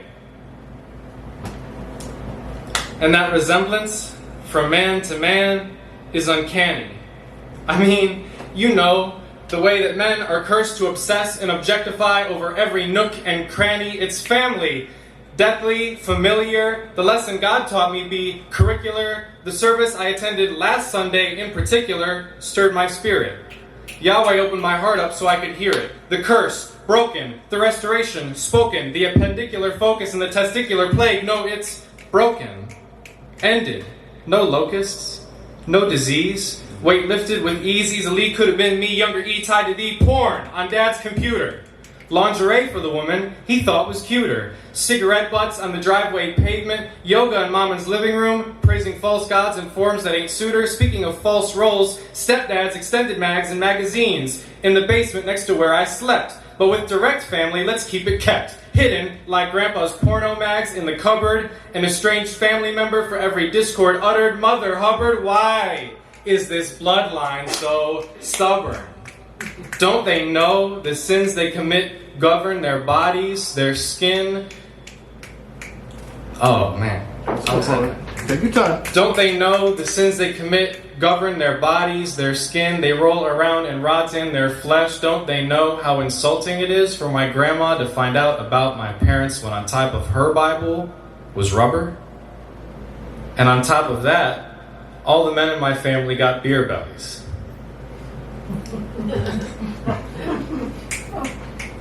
Oh man, I almost had it. All the men in my family got beer bellies, but you know I stay in the gym lest I get tubber. But if I do, it's another reason for me to spill my guts out and lose some blood, the same blood that did all those lines. And I am trying to take them out because I'm the rewriter. I'm the generational curse breaker. I'm the naysayer. And when you object and say, hey, that's for the horses, because when I'm with God, I saddle up. Step to the plate like batted up. Knock you out of the parking space to get you parallel, which brings me back to lines. I'm the black sheep. And God left the 99 to come save me. But we still got to get them on the way back too. But forgive me, I almost forgot. The provision was made while I was out all alone, out on my lone. Some say that I'm a sheep in wolf's clothing.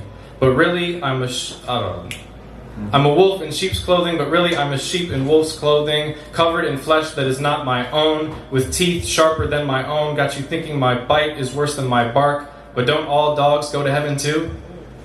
We just got to get the tail out from between our legs. Legs? I gotta learn how to forget those too, because lust is a rope like family ties, and I'm waiting for this line to break so I can tie the knot with a new fine line of what I'm supposed to do, like start a new family line. Because forgive them, for they know not what they do. The fog in front of their eyes is dense. Counteract the cataracts, remove the blot, prepare them for life after death, no Hazarat. They just need to find you first, no afterthought. Yeah.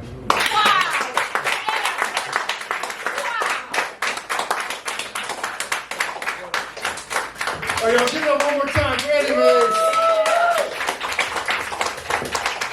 All right, here's what we're gonna do. We have a couple more at the bar here still to go on the mic. My camera's dying and I need to change it. So we're gonna do our last break here. I've got the cookies that when Gigi, I think, promised they're here. I'll bring out the cookies, grab a cookie, grab your drinks, restroom, whatever you need. Then we're gonna do our last poets, and we're gonna get to our last features, and we'll wrap up the night that way. So take just a couple minutes. I promise I'll be quick. Grab a cookie, or someone can pass them around if you want. And I'll change the battery in the camera. This is the moment we've all been waiting for. The moment we've all been waiting for, I'd say. That's the only reason I came. Next up to the open mic, we have a longtime regular here, even though you travel from a distance. So appreciate you every time you're out here. Please welcome TaJuan sKai. I'm gonna try be as quick as possible. I'm gonna read two poems. One poem I wrote last year. It found a home in my chapbook Sanguine. That was published by Bottlecat Press last year as well. I've never read it out because it was always one of those pieces that were kind of like, you just don't read. But I decided I'm gonna read it because, it's a year old now, it deserves its flowers. And then the second one, I read actually the last time I was here. But I just did some editing and I felt as though it deserved another chance to be spoken out. But without further ado, the first poem, and it's appropriate given the month that we were in, a September leaf finding its way.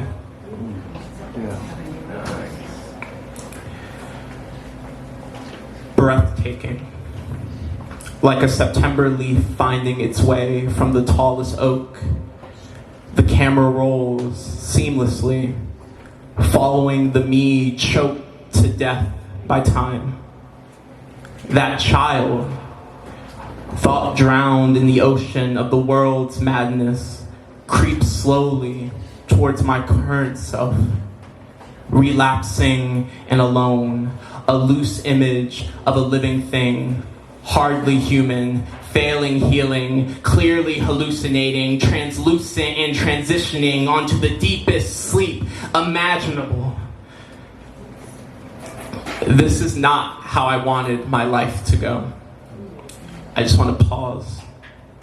Both pieces have moments, deals with themes of self-harm and suicide, and I only dig into those depths to excavate even truer truths of everlasting love, perennial peace, and just life.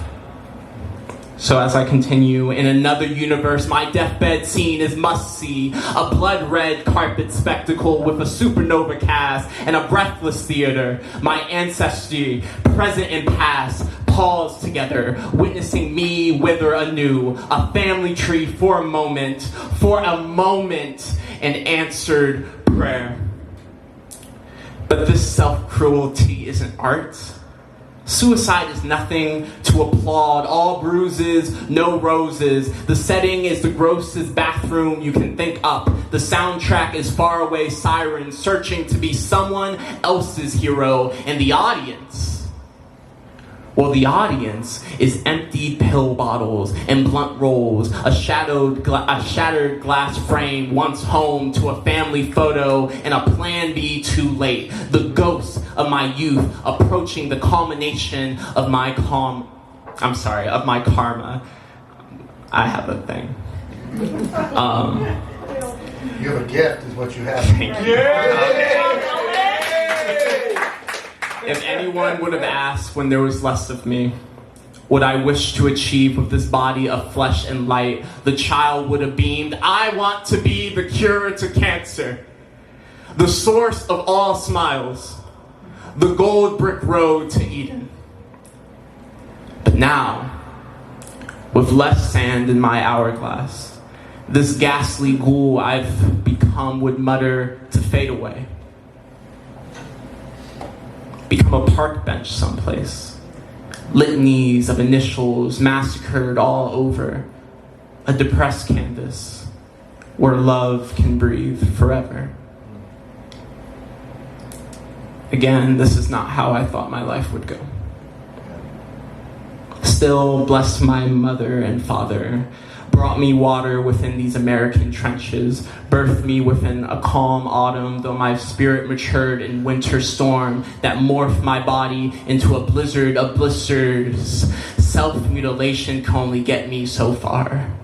The horrors I hid through long sleeves in summer could only push me through so many Junes. I marched through my anxieties and wrong deeds, pled guilty when I was innocent, and colored it kindness. Mindless slaughter of my lungs as an excuse for more friends, more breaths, more mental abuse. I lunged at lust and crooked romance just to be held while the moon shined. I became drunk on my scars, continuous skid marks into my skin till numb. So yes, every hangover was warranted. I was an invasive virus sickening others' peace, warrantless, with every sorry left unaccepted. The bedrock of my self-worth was to help the world, and I failed. So damn me, right? I judged myself hellbound, no bail, drugged myself stupid, a stone statue, an ugly scene in the grossest bathroom you can dream, drained of every promise ever carried, so I lie while my age purity closes in on the stranger I've shaped into, the pinnacle of all his future mistakes, the thief of his pulse, that child, he brings me in. Offers a soft hug and sings a lost wish. Can we get McDonald's tomorrow? And for reasons only known to the director above the clouds, this anticlimax begins to rile up something alien in me, something estranged, thought strangled lifeless by the world's madness. Yet as the camera continues to roll seamlessly, like a September leaf landing on a seaward stream, embracing my inner child tightly like an answered prayer, I start to take more breaths and laugh without walls. Poem.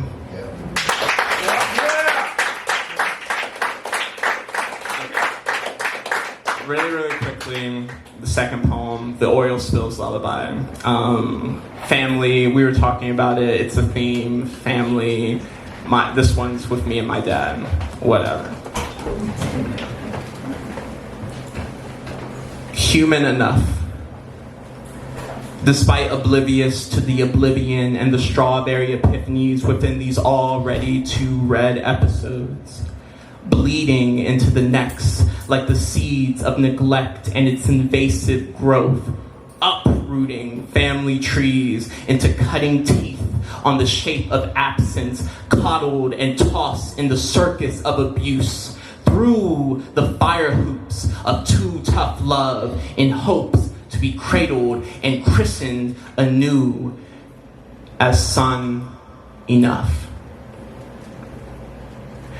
Omnipotence knows this life.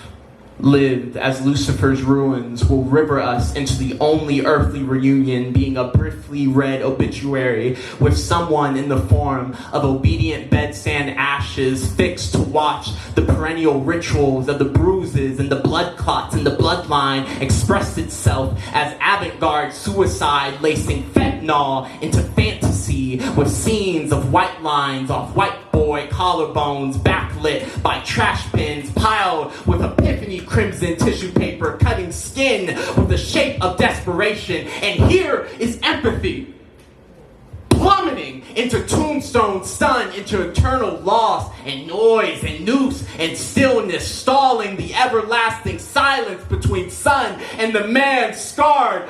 Father, enough. Omnipotence knows this life of nympho-numbing, this delicate destruction like a hurricane through church walls will lead all the children who long like cumulonimbus clouds for the catharsis of fatherly comfort that will never come. So they begin dripping like oil spill, dropping dreams first inside us without epiphany, without politics, only more neglect and pollution. Yet here I am again in the lullaby of my unraveling. Yes, I cannot help but revel in the spiraling warmth of my brain as lake fire.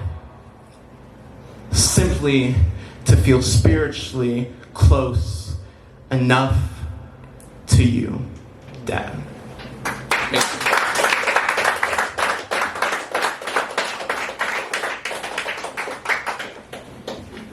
One more time for TaJuan, sKai. Is that phone charge? Yes, God. Your phone charge? Enough to get through too. All right. Please welcome to Mike Raw Duality. Can I be transparent with you? Truth is, I feel alone most of the time. There's an underlying itch I can't scratch in the underlay of my mind. Most days I can play off my overlay and announce that I'm fine. And on surface levels, most days I'm really able, but my spirit can't deny that I'm still searching for better purpose than simple purpose and being present in this present day society of normal, unnatural conformity. My soul bleeds. I long to share often, long to love long day and night, because on most days the intensity of my underlay only subsides under the physical pressure of guilty pleasures. One of humanity's many vexes, my biggest one is sex. Because as physical as this process to procreate may be, it still stands to reason that this sacred energy exchange is still our most basic form of spiritual to soul connection. It's the easiest lesson we ever learned as simple adolescents, despite our conscious mind unsuccessfully grasping this connection. And yet, when it's all said and done, I still fail to say that I need you, because I learned through past pain and rejection to implement pride to cover pain's residuals. So now I'm here, seeing you in my dreams, my last great burst of unexpected euphoria, and the lingering feeling that until I remedy this blockage of generational deliria, I can never feel freely, without judgment, stifling emotional block and overflow, and the need to experience love and connection through sex when I need to just feel you and let you feel me, organically. I can't see. Stonewall till it catches me, blue balls at emotions peak, even with erection it humbles me, to focus on something better to better me, hoping to eventually bridge at peak. The connection I seek still starts with me. So I still strive for self-discovery to be present when it finds me. Reconnect with me at love's peak.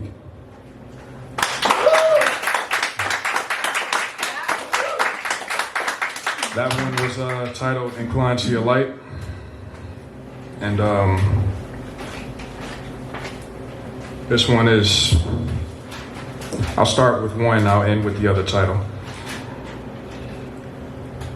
Humanity's Duality. What is this path I found myself on? Filled with unsure thoughts, wild feelings, untamed, waiting to cut through the surface, like claws full of anger, tension, desire, such a pure destructive sensation. I was born the perfect weapon. Confusion riddles my thoughts, fueled by adrenaline rushing from the primal feeling to escape. Have I been lost?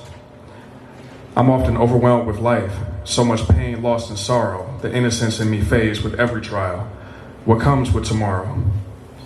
Never certain of what life will take, what turn life will take next, but always sure there's more to be endured. The future is never sure, but still I'm expected to endure with faith, without something to ensure. Forsaken as I fight, because life always rewards me with ties that shackle me to a fate.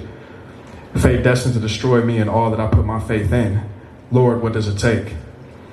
What does it take to persevere and fight without victory in sight? How do I sound? Do I sound spoiled by you for questioning faith and the ability to see something better in sight? I don't know how I sound, but what I do know is this anger within me, just as pure as what innocence remains. What do I hold on to? Will one break me while the other persevere, or do they both make up who I am? Two halves believes at birth both prosperity as well as its destruction. As such, their design. I hold both love and hate, the ability to give and take, the perfect weapon, born of an unshakable fate. Through whatever fuels my hands command, I can lead this world to greatness or its ruin. This perfect weapon is human.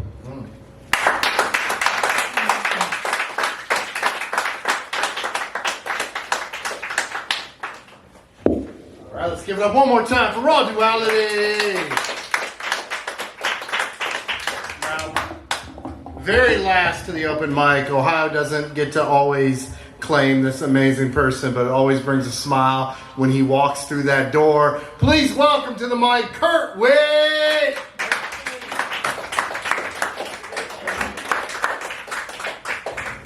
I know I should run to the mic. there was no pause there. There was no hey hello. Whoa, this is the microphone. You guys hear me right now? Ooh, this is nice, huh? Oh, delightful, lovely, delicious. That's you guys. That's what I'm saying. Oh yes. I got something vicious just to spit in this microphone, and someone's recording me. Go ahead. Grab onto that, yes. Oh, I love this stage. This is almost like home. Yeah. Hey. Was it Mimi? Gigi. Gigi? Oh my. That was like Sex in the City. She was telling me all kind of stories, Mr. something and Mr. somebody else, and oh boy, oh goodness. I said, okay, all right. She got a lot of things to do with a lot of men, and she's only 60, what was it, 2? Probably not 3. That's right. I didn't know how to even see how that was gonna go. That was amazing though, I love it. Oh my, there were so many amazing performers tonight. Delicious. Lovely. I love you guys. Yeah. All right. Here we go. I am a poet, devoted to the moment, where I open my soul and I go like a loaded bullet, exploding with a golden flow that is potent, eyes sloping, emoting and showing. I'm holding my focus, blowing the microphone is smoking. I'm controlling it, owning it, noticing the front row is stoked and it's showing it. Rolling with every component I'm throwing. I'm growing with a glow that is so invoking. My fullness is only known to the holy. I'm omnipotent. I'm ripping it so prolific and intricate. I'm ripping the infinite with that I'm living. I'm giving you snippets of intimate, definitive images explicitly dripping from my lips like delicious innocence. Delivering meticulous metaphors ready for plenty more. I'm steadily pouring allegorical storyboards, forceful with the lyrical source, slicing your core like I'm at war. I am the imperial overlord. I implore you, gorge on the verbal smorgasbord. Rhymes galore. I pull heartstrings and I sling Power chords, full force, on course, deeper than ocean floors. Waves of intellect splash to the shore, smashing the doors of the poetry emporium. I'm flooring them, I'm throwing a moratorium, a sinister repetition. It's intuition, my vision. It's reminiscent of Guinness. And I'm itching with competition. I've risen past the academy that's apt to be after me to be faculty. Actually, that'll be after they actively battle me. Yes! He's practically stabbing the back of the staff, and it's sad to see. And those asses attract to me, actively grabbing a seat, asking if they can actively battle me. I'm wicked with this wit that I'm tossing. See, I spit wigs and I spray frost, and I stare cost and cause and exhaustion, and applause it shows. My aura grows so bright that my sight blurs, serving to stir opponents. And these are the moments that we love as poets. Yeah.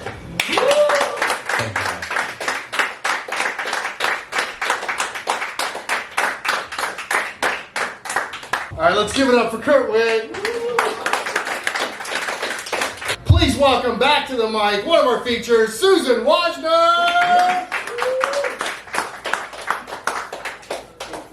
All right, we're gonna pick right back up where we left off with the book here. The poem I'm going to start with is called Vessel. I am used, helplessly whirling, a tarantella, while phantom hands reach up and out of the white darkness, snatch my ankles, pull down, down. I leap to avoid their clutches. I am used, arms tremble, flap against my will. My call for help, for answers, brings Bill, the Bible, the black church. He prompts, in the name of Jesus, but my puppet arms flail on. I am used, rippling, rhyming words gush out of me. Unbidden, all Mississippi Delta hoodoo mother tongue, I am the mouthpiece of a mighty river pouring out. Invisible partners dance with me, promenade, cakewalk. I feel phantom knees touch mine, push, pull. I am tangoed, used again. I am used, I am nothing, I am everything. This great spider of creation spins through me, thrown to my knees in adoration, staggering to my feet in agony. Therapists, doctors, murmur and prescribe. Voices from the shadows whisper, who is this woman? Now our songs are sung through her.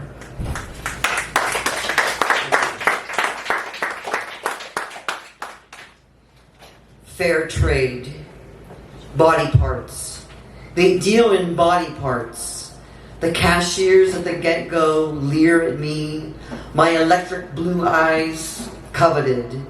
I grab my cigarettes and flee to the car. I call my aunt to come and stay with me, but she too wants my eyes.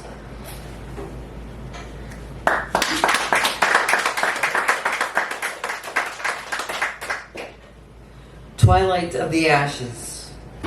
Ashes, ashes falling down out of a pre-dawn sky. I am driving, out of necessity. The mother of invention keeps creating.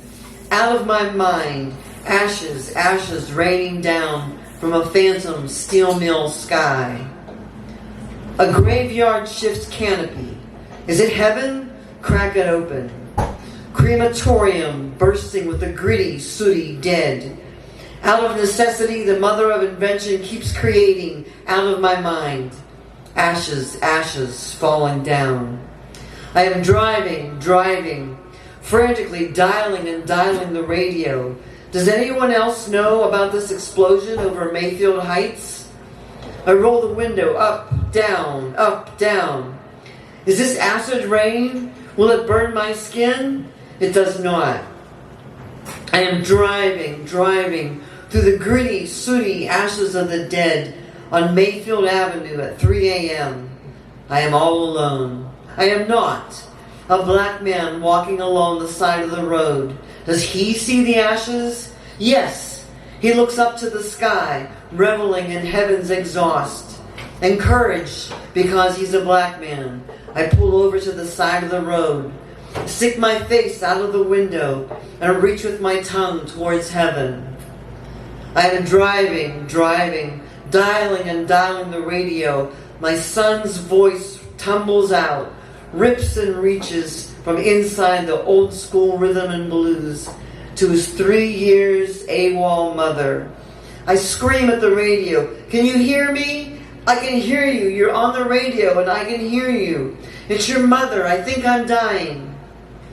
My son's voice insinuates itself between Al Green's shouts and moans. He sounds bored, uninterested. I'm sobbing. "Are you alive? Are you okay? I can hear you on the radio." His voice, a monotone, fades in and out through the polyrhythms. I strain to hear his words. He is distant. I am sobbing. My son's voice embedded in the airwaves. I'm sobbing. "I love you. I love you. I love you. I think I'm dying. Just remember I love you." No reply at all. Is anybody listening? There's no reply at all. I feel the dead. Their ashes fill me.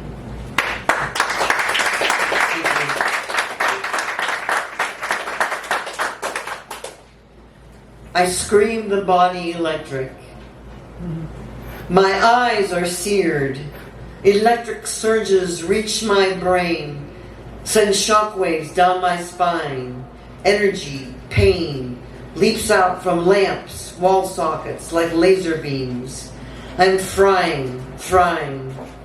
Power tools in league against me from every hedge trimmer, weed whacker, chainsaw, mower, attacks through the walls, sending lightning bolts. I am frying. Microwaves sizzle within me, pulling on my inflamed brain. I feel my cells crisp, explode. This will kill me if I don't step away. I am frying. The sun reaches my retinas, hot pokers, needles. I drive round and round. How to escape the torture? I am weakening. Pull to the side of the road, slump over the wheel. I'm fried. Police find me, question, put me in the squad car. I pass out, awaken to bare cinder block walls of the locked ward. Thank you. This next one's a little step away from all the things that happen, and it's a look back into, because with so much with mental health, we don't know the origins. Definitely there's a stress factor and there's some genetics involved, but who's to say who's going to develop mental health issues and who's not? So this is kind of me looking back at my life, saying where did this come from? So it's called What Was. There were sweltering summer nights, pre-central air, just me and Dad on the front stoop, watching fireflies, waiting for the house to cool down before bed. There was a purple bike with a sparkly banana seat, high-rise handlebars, riding up and down our dead-end street, hair streaming in the wind on the downhill run.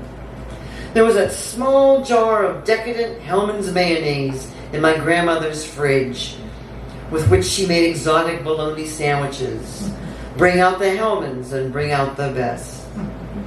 There were trips to the drive-in, pillows in tow, falling asleep halfway through the show, being carried from car to bed. There were trips to Canada, to DC, to Gettysburg, to the ocean, to the mountains, to the forest. There were fishing trips, bluegills and sunfish, pint-sized rod and reel, red and white bobber, minnows, shiny and slippery, so much better than touching worms. There was the shade of the mock orange tree where I made clover chains and dreamed. Planting the garden, Dad placing a dead fish in with the corn, just like the Indians, to fertilize the soil. There was Charlie the cat. My father cried when he died. There were trips to town to pay bills with my mother, slipping the envelope into the payment deposit box on the side of the building. There were BLT sandwiches at the Minuteman restaurant. When our errands were through, there were neighborhood friends. We imagined ourselves teachers, store clerks, cowboys, Indians, characters from Lost in Space. There were toy animals and dinosaurs and Barbies, playing dress-up with a box of clothes my mother had saved, a skirt with big red roses, high heels and shawls. There was a wading pool in summer, sleds in the winter, leaves to be jumped in the fall, handmade Easter dresses in the spring, holding still while my mother hemmed and pinned, holding still while my mother permed my hair. You must suffer to be beautiful, but tomboys never were. There was whirling and dancing to my mother's classical music on the hi-fi, pleading for a piano of my own so I could make the sound of freedom. There were lessons and practice and making up songs, whirling and dancing at the keys.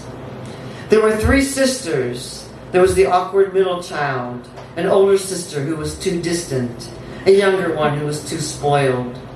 There was jealousy, antagonism, teasing, stay on your side of the car. There was camaraderie, companionship, love.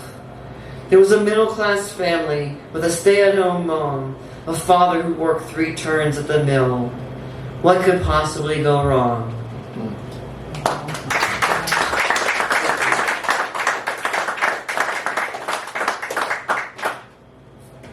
Okay, this next one's called Cuckoo's Nest. Admitted on a 302, danger to self or others. Enraged to be caged. By the 3rd day I figured, you gotta get with the program to get out. Kept to myself. Everyone else seemed crazy. The girl who ended up in 4-point restraints 3 times in 1 week. The boy who still found the means to cut himself. The man who talked of nothing but conspiracies. The zombies in their private apocalypse. Self-preservation kept me quiet about the extent of my symptoms to avoid the Thorazine shuffle. Saw the doctor once for 5 minutes. Diagnosis was never explained. Plan for recovery never mentioned. Nothing was offered except medication. I walked the barren halls to pass the time. Up and down, up and down. The conspiracy man tagging after me, trying to get me to see the light.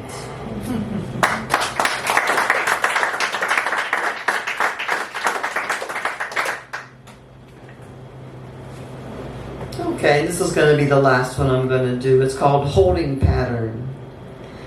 I am Alice down the rabbit hole, grasping as I fall, shattered from inside. All the king's horses, all the king's men couldn't. So I must remember to remember, like Isis in search of Osiris. When the onslaught comes, I force myself to stay in this world where my mother, sister, son, friends all reside. It has taken me 14 years to learn to hold on. I am prepared. I recite, drown my oppressors with all my might. My name is Susan Wojnar. I grew up on 603 Barker Avenue, Newcastle, Pennsylvania. My parents are Louis and Joanne Wojnar. Both my parents grew up on farms. I attended Union Elementary, graduated from Youngstown State University, have a son named Skylar. I recite the name of every friend and relative from the past, every neighbor, every pet, scan every item in the house, stare at family photos, recall what knives and forks are for, bathe myself in ordinary substance till the attack subsides, and my sobs fade, and I lie exhausted but tethered, making the center hold.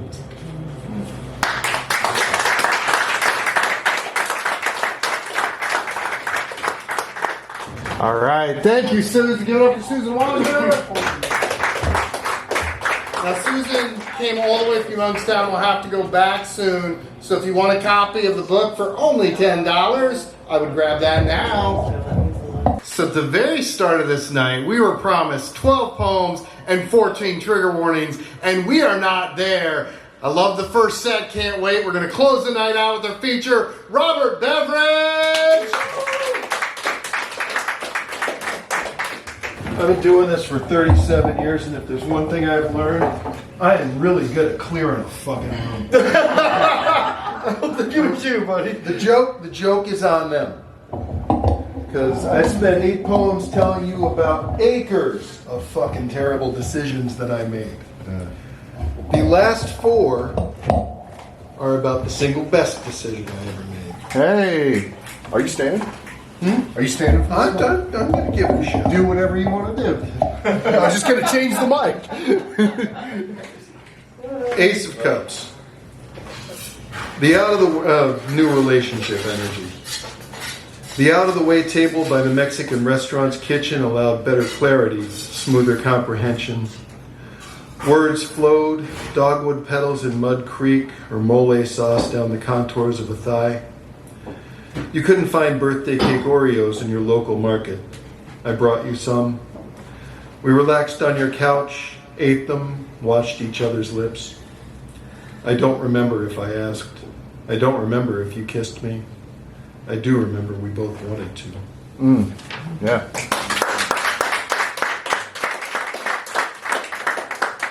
The world, fulfillment, completion. We anticipate pterodactyls, wooden stakes, an entourage of lace and crinoline goth girls who stumbled into the wrong procession. We know the words, the koshvora, the price of every souvenir in the gift shop.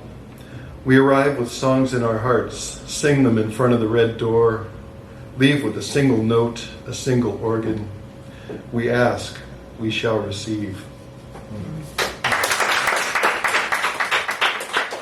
Once again, I got a quote for this one. The magician brings you the tools, resources, and energy you need to make your dreams come true. The magician. Things fit together, even when they shouldn't. What at first looked like a dance, or perhaps some sort of martial maneuver, ended with your salute as another coffin was lowered into the ground. Regular deliveries of Kamchatka long before there ever was a DoorDash. You knew you needed some sort of catalyst to drop onto the table, make the pieces coalesce. A puzzle made of mercury, poems, the type of communication that has a 999 out of 1,000 chance of being 2 guys from the Gulag with a letter from Sergei about mineral rights in Turkmenistan. But that infinitesimal niche where instead vodka, burgers with way too much sauteed onion, and birthday cake Oreos transform into a gastric, what? Deliverance? Baptism? Elixir for everlasting life when applied to the tongue with nothing but another tongue? Any of these things is possible. You do not know which way is forward, but from down the hall you hear a small avalanche of sliced Amaryllidaceae slide into a pan coated with butter, acid, hope.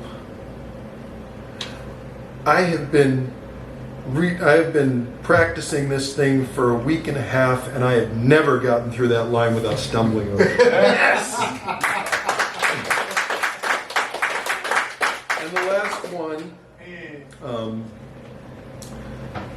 Constance has wanted us to keep this kind of under our hats for a while, but I asked and she said I could read this tonight. The World Reversed is about delays in seeking personal closure, and oh my God, there was only one possible thing I could do for this. The World Reversed. There was nothing I wanted more than to ask Constance to marry me this June, in what limited capacity we could, given the government's threats to take away her income, her medical insurance, and response. But when you're not so young anymore, no longer young at all, truth be told, and in love, what does it matter? We could have a commitment ceremony, handle the crucial legal stuff with court filings. I ordered the ring, rose gold with various colors of tourmaline inset, stashed it in my bag for our next trip to Point Pleasant, West Virginia, a place we'd gone on a whim the month before to meet the Mothman. Ended up baptized in stillness, sociability, shanti on the banks of the Kanawha. Our first plan had been Philadelphia, but Point Pleasant was closer, cheaper, almost preternatural.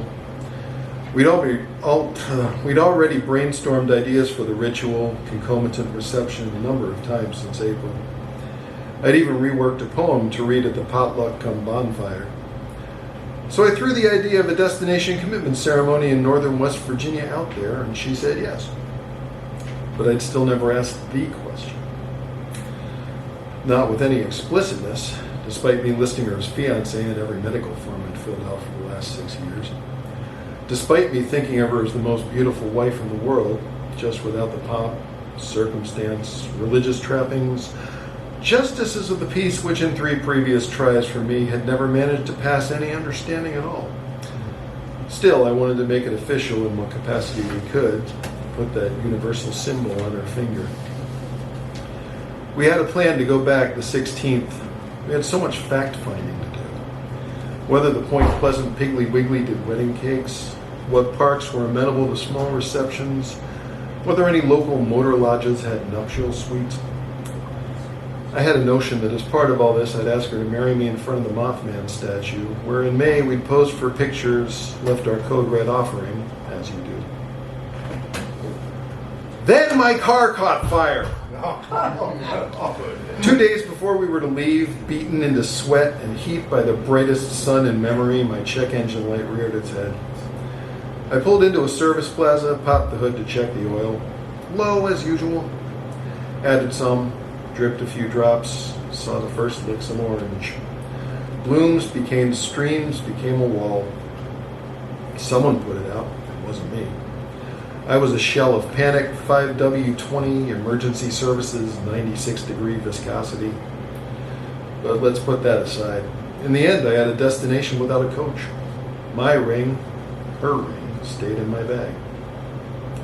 It took weeks to procure something new, or new to me anyway. A little subcompact with good gas mileage I hoped would get us 3.5 hours each way. We planned a makeup trip for the end of June. Constance was sidelined with cramps that gnawed her belly like a Village Pizza Mothman special. We rescheduled for mid-July. My arthritis scaled my joints, turned them stainless steel and fiberglass, landed me in bed, twisted, bent, unable to walk, let alone drive. My words came back to me. What does it matter when you're not so young anymore and in love? Sometimes the world's strictures matter less than the time bombs in your own bodies. We reschedule again. In the end, we drove into Point Pleasant at 11:35 a.m. on July 28th, 6 weeks later than we planned. We passed the Welcome to Point Pleasant sign and I cried a couple tears. Stopped for coffee and a hot vanilla at the Calming Goat. Discussed the beauty and probable vice of some of the other patrons sotto voce, or at least as sotto as we operate. The fuller your bladder, the greater the chance the bathroom will be occupied for half an hour. I was convinced the guy in there was on the nod, and when I went in, no surprise, there was a sharp guard on the back of the toilet. But the hot vanilla was both, and Constance assured me the coffee and cake were delicious.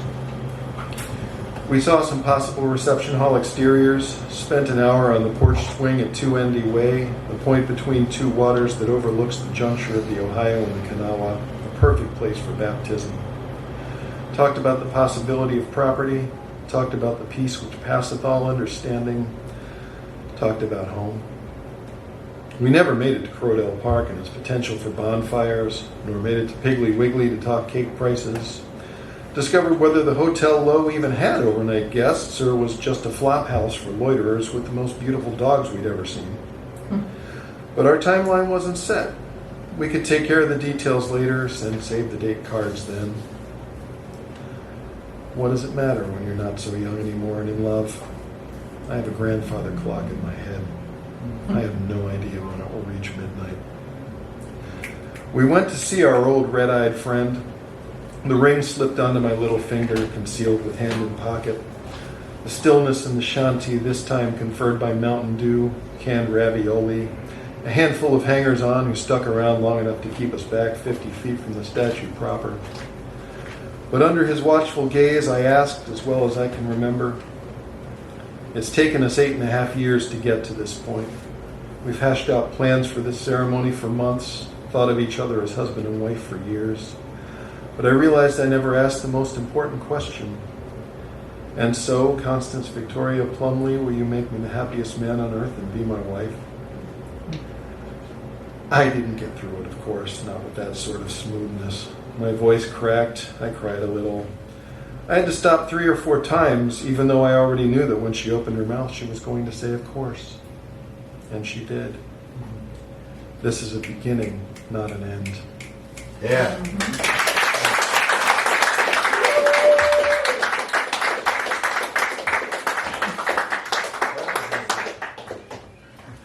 Oh, that was beautiful. Thank you. Thank you. I did not expect that. Very enjoyed that.